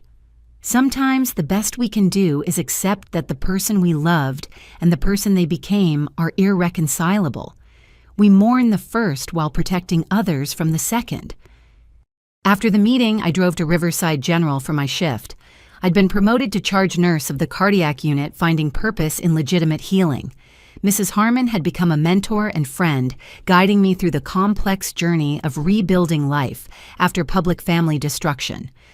How was the speech? She asked during our shift overlap. Hard but necessary. Those students need to understand that shortcuts in medicine lead to graveyards, not acclaim. Speaking of education, I have a proposition, she said, pulling out a folder. The hospital board approved funding for a new position, Medical Fraud Prevention Coordinator, someone to educate vulnerable populations about identifying legitimate versus fraudulent practitioners. Interested? I stared at the job description. It would mean reducing my bedside nursing hours, but potentially preventing hundreds from falling victim to predators like my family. Can I think about it? Of course. But Zoe, you're uniquely qualified. You understand both sides, the legitimate medical world and how fraudsters exploit people's fears and desperation. That insight could save lives. That night, I found Dad at home working on his laptop. Since the divorce was finalized, he'd thrown himself into volunteer work with a nonprofit that helped elderly people navigate healthcare systems safely. Look at this, he said, showing me a presentation. We're creating a checklist for seniors to verify medical credentials. Simple stuff. How to check license numbers, red flags to watch for questions to ask. Your testimony inspired this. How do you do it? I asked. How do you take something so painful and turn it into purpose? He closed the laptop and looked at me with eyes that had seen too much, but somehow maintained kindness. Because wallowing helps no one. Your mother and sister chose destruction. We can choose construction, build something better from the ashes. Mrs. Harmon offered me a job educating people about medical fraud, I told him. Are you going to take it I don't know. Part of me wants to leave it all behind, just focus on my patients and pretend the last 2 years didn't happen. But they did happen, he said gently. And because they did, you have knowledge others need. The question is, what's the best use of that knowledge?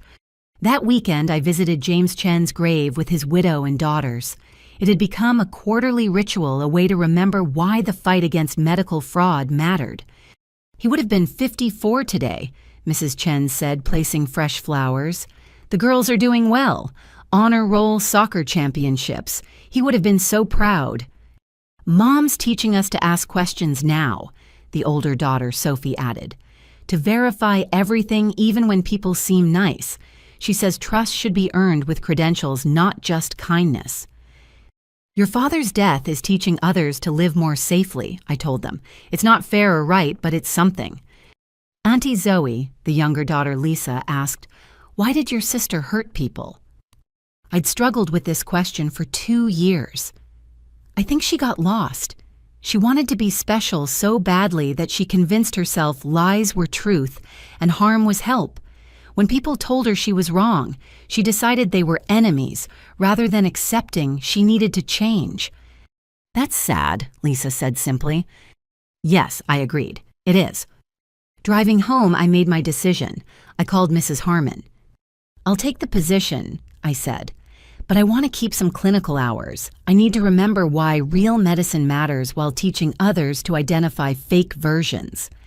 Done, she said immediately. We'll create a hybrid role. Welcome to the next phase of your career, Zoe. That night, I sat at my computer drafting my first presentation for the new role. I thought about all the victims who'd testified the families destroyed, the trust betrayed. But I also thought about the students eager to learn the elderly people Dad was protecting, the future victims who might be saved. My phone buzzed with a notification from the prison email system. Another letter from Meredith. I almost deleted it unread, then decided to face whatever manipulation she'd crafted this time. Zoe, they're medicating me here against my will, forcing their chemicals into my body to stabilize me. Now you've won completely. I'm just another victim of the system I tried to fight. But I want you to know something. In my unit, there are women who've never had anyone listen to their health concerns. I teach them about their bodies, about advocating for themselves. Even in chains, I'm still a healer. You can cage my body, but not my purpose. Every woman I help in here is proof that my way works. Natural healing, human connection, treating the whole person. These things matter more than your licenses and protocols. One day, when the world wakes up to the medical industrial complex's crimes, they'll see I was right. Until then, I'll continue my work wherever I am. Your sister, whether you acknowledge it or not, Meredith. Still playing the martyr, still convinced she was a misunderstood hero, still unable to see that teaching medical advocacy and practicing fraudulent medicine were entirely different things. I archived the email without responding. Some delusions were too deep to cure. The next morning, I presented my medical fraud prevention program to the hospital board. Using case studies from the trial with names changed, I outlined how predators like my sister identified and exploited victims. They look for isolation, desperation, and distrust of traditional medicine, I explained. They offer simple solutions to complex problems, blame the medical system for all suffering, and gradually separate victims from support systems that might question their methods. How do we combat this without driving people further from legitimate care? One board member asked. By acknowledging the real failures of our healthcare system while distinguishing them from criminal exploitation. Yes, medical care is expensive. Yes, doctors sometimes dismiss concerns. Yes, the system has flaws, but those flaws don't justify turning to fraudsters who compound suffering while claiming to relieve it. The program was approved unanimously. Within a month, I was speaking at community centers, senior homes, and churches, the same venues my mother had used to recruit victims. At one such presentation, an elderly man raised his hand. I bought pills from your sister, he admitted. For my arthritis. They helped at first, but then I started feeling sick. When I saw the news about her arrest, I threw them away and went to a real doctor. Turns out she'd been giving me stolen steroids. Could have killed me. Thank you for sharing that, I said. Your story might convince others to seek proper help. Afterwards, he approached me privately. I'm sorry about your family. Must be hard doing this work when it's so personal. It's hard, I agreed, but necessary. Every person who learns to verify credentials, every victim who finds real help, every fake healer exposed, it's all worth it. 6 months into my new role, the impact was measurable. Reports of medical fraud in our region dropped by 30%. 3 fake practitioners were arrested based on tips from educated community members. Dozens of people came forward seeking legitimate care after years of dangerous alternatives. Dad's nonprofit expanded statewide, creating a network of advocates helping vulnerable populations navigate healthcare safely. We often presented together father and daughter united in preventing the kind of harm that had destroyed our family. One evening, after a particularly successful community presentation, we sat in a diner celebrating small victories. Your mother called me, he said quietly, from prison, wanted me to put money in her commissary account. Did you? No, I told her to ask her supporters, the ones who still think she's a martyr. She hung up on me. He smiled sadly. 25 years of marriage, and it ends with a collect call asking for money to buy ramen noodles.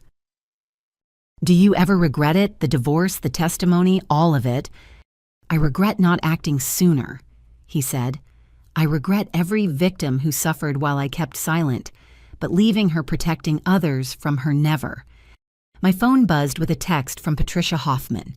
Her son, now thriving in pre-med, had started a student organization focused on medical ethics and fraud prevention. They wanted me to speak at their inaugural meeting. Look at that, Dad said, reading over my shoulder. Your sister tried to kill that boy with ignorance. Now he's dedicating his life to spreading knowledge. That's real healing, Zoe. That's redemption. As I drove home that night, I thought about cycles, how harm could perpetuate or be transformed into healing. My family had chosen to spread suffering like a virus, but their victims and I were choosing to be antibodies, strengthening the system against future infections. My scrubs no longer felt like chains, as Mom had predicted. They felt like armor in a battle between legitimate medicine and dangerous pretenders. Every day I wore them was a choice, to heal rather than harm, to build rather than destroy, to tell truth rather than comfortable lies. The little girl who'd carefully tended stuffed animals had found her purpose, not despite her family's crimes, but because of them. Their darkness had illuminated the importance of light. And so I carried on one presentation at a time, one patient at a time, one truth at a time. Building a better world from the ashes of the one my family had tried to burn down. 5 years had passed since that morning when Meredith destroyed my scrubs and my family imploded. 5 years of rebuilding, healing, and purposeful work. I stood in my office at Riverside General, now expanded to include a small team dedicated to medical fraud prevention, looking at the framed photo on my wall. The destroyed scrubs mounted like art with a plaque reading, "Where Courage Begins." It was Mrs. Harmon's retirement gift to me when she'd stepped down as head nurse, passing the torch to a new generation. Never forget, she'd said, that sometimes the worst moments create the best outcomes. A knock on my door interrupted my reflection. "Come in," I called. A young woman entered hesitantly, looking nervous but determined. "Miss Sullivan, I'm Emma Watson. I start nursing school next month, and I wanted to thank you personally." "Thank me for what?" I asked, gesturing for her to sit. "My grandmother was one of your sister's victims. She gave her pills that nearly shut down her liver. But after your testimony after the trial, Grandma got real help. She lived 3 more years because of you speaking out. Good years where she saw me graduate high school and get into nursing school." Emma's eyes filled with tears. "I'm becoming a nurse because I want to be the legitimate healer your sister pretended to be." We talked for an hour about her plans, her fears, her determination to bring real healing to underserved communities. As she left, she paused at the door. "Is it true you're teaching at the nursing school now?" "Just guest lectures on medical ethics and fraud prevention," I confirmed. "Professor Coleman convinced me students need to hear from someone who's seen the consequences of shortcuts." "I'll be in that class," Emma said firmly. "I want to learn everything about doing this right." After she left, I prepared for my afternoon, a special session at the state correctional facility. Not Meredith's prison, but another one where inmates were preparing for release.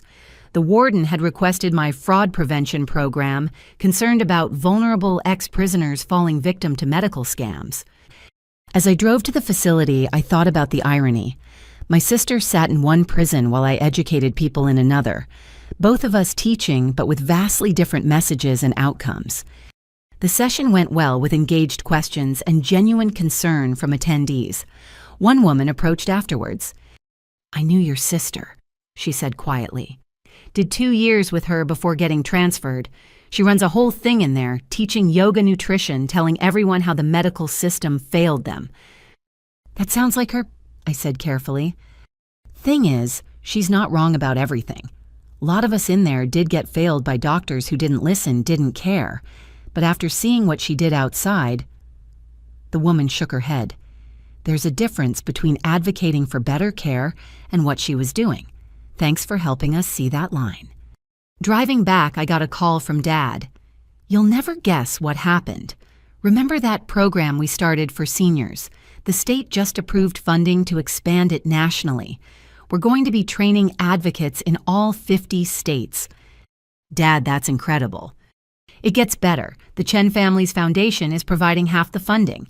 They want to call it the James Chen Safe Healthcare Initiative. Mrs. Chen says it's the best way to honor his memory, making sure no one else falls victim to fake healers." That evening, I was scheduled for a night shift in the cardiac unit. I'd kept my clinical hours despite my expanded role needing the grounding reality of direct patient care. As I changed into my scrubs, new ones properly earned, legitimately worn, I smiled at how comfortable they felt now. The unit was busy but manageable. I was checking on Mr. Patterson, still my patient after all these years, when he grabbed my hand. "Saw you on the news last week," he said. "That program you're running saved my neighbor. She was about to buy some miracle cure online for her lupus. Remembered your presentation about checking credentials. Turns out it was just expensive water sold by a convicted felon." "I'm glad she was cautious," I said, adjusting his IV. "You know what I appreciate most?" he continued. "You never made us feel stupid for being tempted. You understood why desperate people make desperate choices. That's why your message works. It comes from understanding, not judgment." Midway through my shift, security paged me. There was someone in the lobby insisting on seeing me. I found a middle-aged man waiting, holding a worn folder. "I'm Marcus Webb's brother," he said, and I tensed. Marcus had been one of the Trinity arrested with my sister. "Please, I'm not here to cause trouble. I need your help." We found a quiet corner where he explained. Marcus was getting out in 6 months unrepentant and already planning to restart operations. He's been writing to supporters, setting up new networks. I found these letters when I cleaned out his storage unit. He handed me the folder. "I can't watch him hurt more people. My daughter's diabetic. What if she'd been one of his victims? I need to know how to stop him." I spent an hour walking him through reporting procedures, connecting him with Detective Washington, now heading a federal medical fraud task force, and assuring him that choosing justice over family loyalty wasn't betrayal. It was protection. "Your testimony inspired me," he said as he left.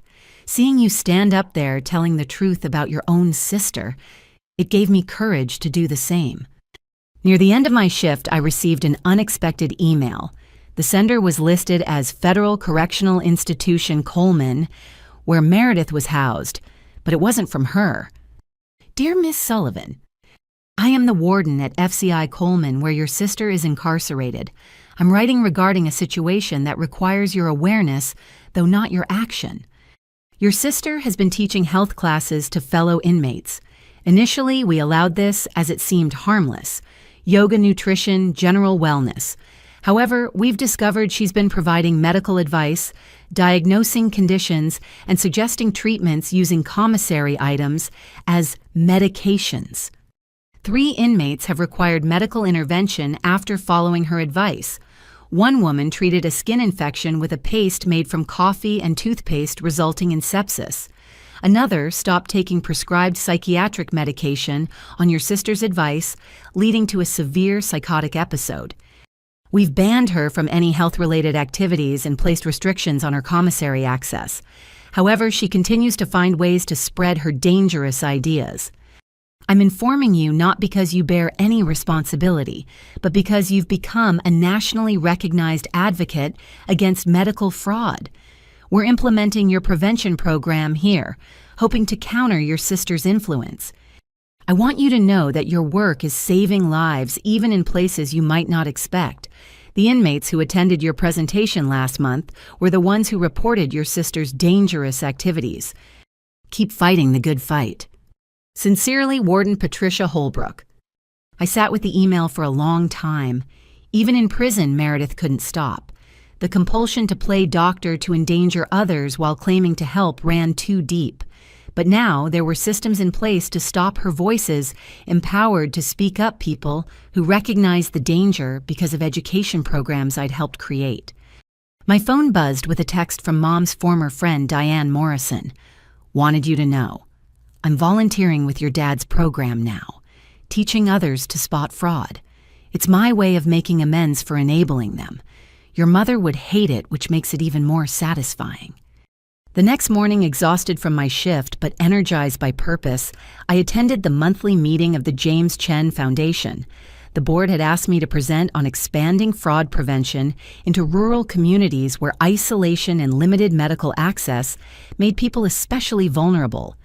We need community champions, I explained.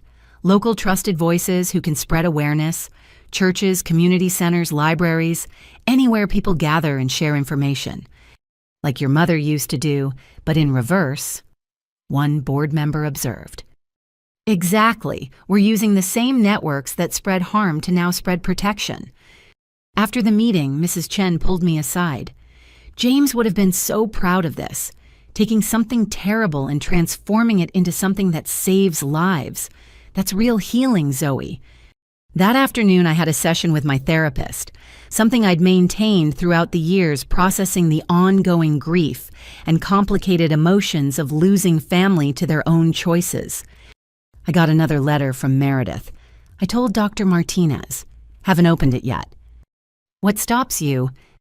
Knowing it'll either be manipulation disguised as apology or rage disguised as righteousness. There's no version where she takes real responsibility. And your mother. Radio silence for 2 years now. Dad heard she's in solitary after trying to organize a prisoner revolt against medical treatment. Apparently, she convinced a dozen women to refuse their medications. How does that make you feel? I considered the question. Sad, but not surprised. They're committed to their delusions even when reality is literally concrete walls and federal charges. But mostly, I feel free. Free to focus on the living rather than mourning the functionally dead. That weekend, I attended Emma Watson's white coat ceremony as she officially began nursing school. Watching her receive that symbol of medical professionalism, I remembered my own ceremony years ago. How proud I'd been how Meredith had refused to attend, claiming it celebrated conformity.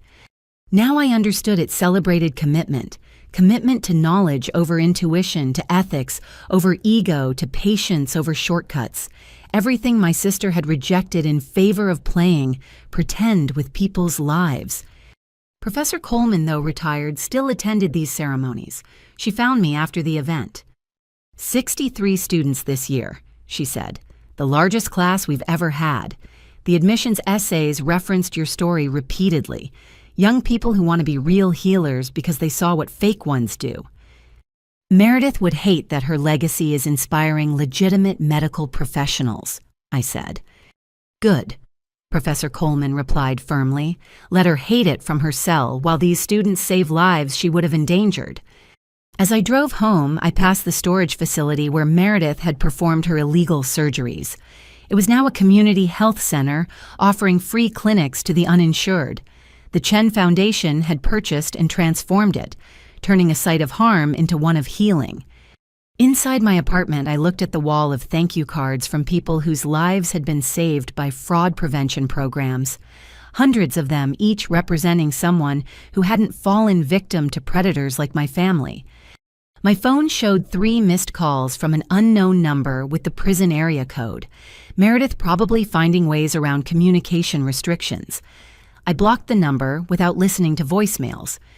Some bridges once burned provided light for others to see by.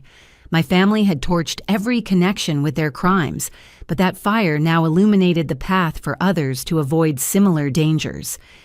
I opened my laptop to work on next week's presentation, this time for high school students, catching them early before desperation or ignorance made them vulnerable. The cycle of education would continue rippling outward, each informed person potentially saving dozens of others. As I typed, I thought about little Zoe carefully checking her stuffed animal symptoms, methodically giving them pretend medicine. That child's instinct for careful, systematic care had survived everything. Family betrayal, public trial, ongoing harassment from alternative healers' supporters. She'd grown up to be exactly what she'd pretended to be: a healer, a real one who understood that true medicine required humility, knowledge, and an oath to first do no harm. Somewhere in a federal prison, Meredith was probably diagnosing fellow inmates with coffee ground readings and prescription toothpaste, still certain she was a misunderstood genius, still causing harm while claiming heroism. But for every person she might endanger, hundreds more were learning to protect themselves. The truth had won, even if she'd never admit it. I smiled, saved my presentation, and got ready for bed. Tomorrow brought another shift, another opportunity to practice real medicine, another chance to teach others the difference between healing and harming. My scrubs hung ready in the closet, not chains as Mom had predicted, but wings. Wings that let me soar above the wreckage of my family's choices to help others avoid similar crashes. The little girl with the toy stethoscope had kept her promise to heal, even if it meant healing wounds her own family had inflicted on the world. Especially then. Epilogue. 10 years after the trial. I stood before a packed auditorium at the National Healthcare Fraud Prevention Summit, the keynote speaker for an event that would have been unimaginable a decade ago. Behind me, a screen showed statistics: medical fraud down 60% nationally, thousands of lives saved, millions in prevented losses. 10 years ago, my sister was sentenced to life in prison for running a medical fraud network that killed at least 4 people and harmed hundreds. I began. Today, the programs born from that tragedy have saved countless lives, not because one person stood up, but because thousands joined the fight for truth in medicine. In the audience, I spotted familiar faces. Detective Washington, now retired, but consulting on fraud prevention. Several of Meredith's former victims now advocates themselves. Dad, gray-haired but proud, running a national organization that had protected thousands of elderly people from medical predators. Even Emma Watson was there now, a practicing nurse who specialized in treating underserved populations, bringing real medicine to people who might otherwise fall prey to charlatans. After my speech, a young man approached. "Miss Sullivan, I'm James Chen, Jr. I was 7 when your sister killed my father." I braced myself, but he smiled. "I wanted to thank you. Your testimony, your work. It's helped me understand that my dad's death wasn't meaningless. It sparked a movement that saved so many others. I'm in medical school now. I'm going to be the doctor my dad needed, one who understands why people fear traditional medicine and helps bridge that gap safely." As the summit concluded, my phone buzzed with a notification. Another letter from Meredith through the prison email system. After 10 years, she still wrote monthly, though I'd long stopped reading them. This time, something made me open it. "Zoe, the warden says I have cancer. Ironic, isn't it? The system I rejected now holds my life in its hands. They want to start chemotherapy. The old me would have refused, demanded alternatives, seen it as persecution. But 10 years is a long time to sit with consequences. 10 years of watching women I advised suffer because they trusted me over trained professionals. 10 years of your program spreading saving people I might have killed. I won't ask for forgiveness. We both know that bridge burned long ago. But I wanted you to know I'm accepting the treatment. Real medicine from real doctors. Maybe it's too late for my body, but not for my soul. You were right. About all of it. I was so desperate to be special that I became dangerous. So convinced of my gifts that I ignored the graves they filled. Take care of Dad. Tell the victims I'm sorry if that matters from someone who took so long to mean it. Your sister Meredith. P.S. They let me read about your work. Proud isn't the right word from someone who tried to destroy you, but maybe in the end my darkness helped create your light. If so, then perhaps something good came from all this evil. I sat with the letter for a long time. After a decade of delusion, reality had finally broken through. Too late to undo the harm, but perhaps not too late for her own peace. I forwarded it to Dad, who called immediately. "Do you believe it's genuine?" he asked. "Does it matter the victims are still harmed, the dead still gone? But if she's finally accepting real medicine, maybe others in her sphere of influence will too." That evening at the summit's closing gala, I received an award I'd never expected, the Healthcare Integrity Lifetime Achievement Award. Standing at the podium looking out at hundreds of people dedicated to preventing medical fraud, I thought about how far we'd all come. "This award doesn't belong to me," I said. "It belongs to every victim who found their voice, every family who chose justice over comfortable lies, every healthcare worker who maintained standards despite easier paths. It belongs to James Chen and Mrs. Rodriguez, and everyone harmed by those who confused conviction with competence." My sister once said I'd never understand her mission. She was wrong. I understand it perfectly. She wanted to be special, to be needed, to have power over vulnerable people. What I'll never understand is choosing that over the hard, humble work of real healing. But from her crimes came this movement. From her victims came advocates. From her darkness came illumination about how predators operate and how to stop them. She gave us the perfect example of what not to be, and thousands have chosen better paths because of it. So tonight we celebrate not just prevention, but transformation. The transformation of tragedy into purpose of victims, into voices of hard truths, into lasting change. That's the real healing my sister never understood, taking poison and making it medicine for others. The applause was thunderous, but what moved me most were the tears on faces of those who'd been harmed and had chosen to help others avoid the same fate. Later, walking through the hotel lobby, I overheard a conversation between two young medical students. "Did you hear her story, her own sister, and she still testified?" That's integrity, choosing truth over family. I hope I'd be that strong.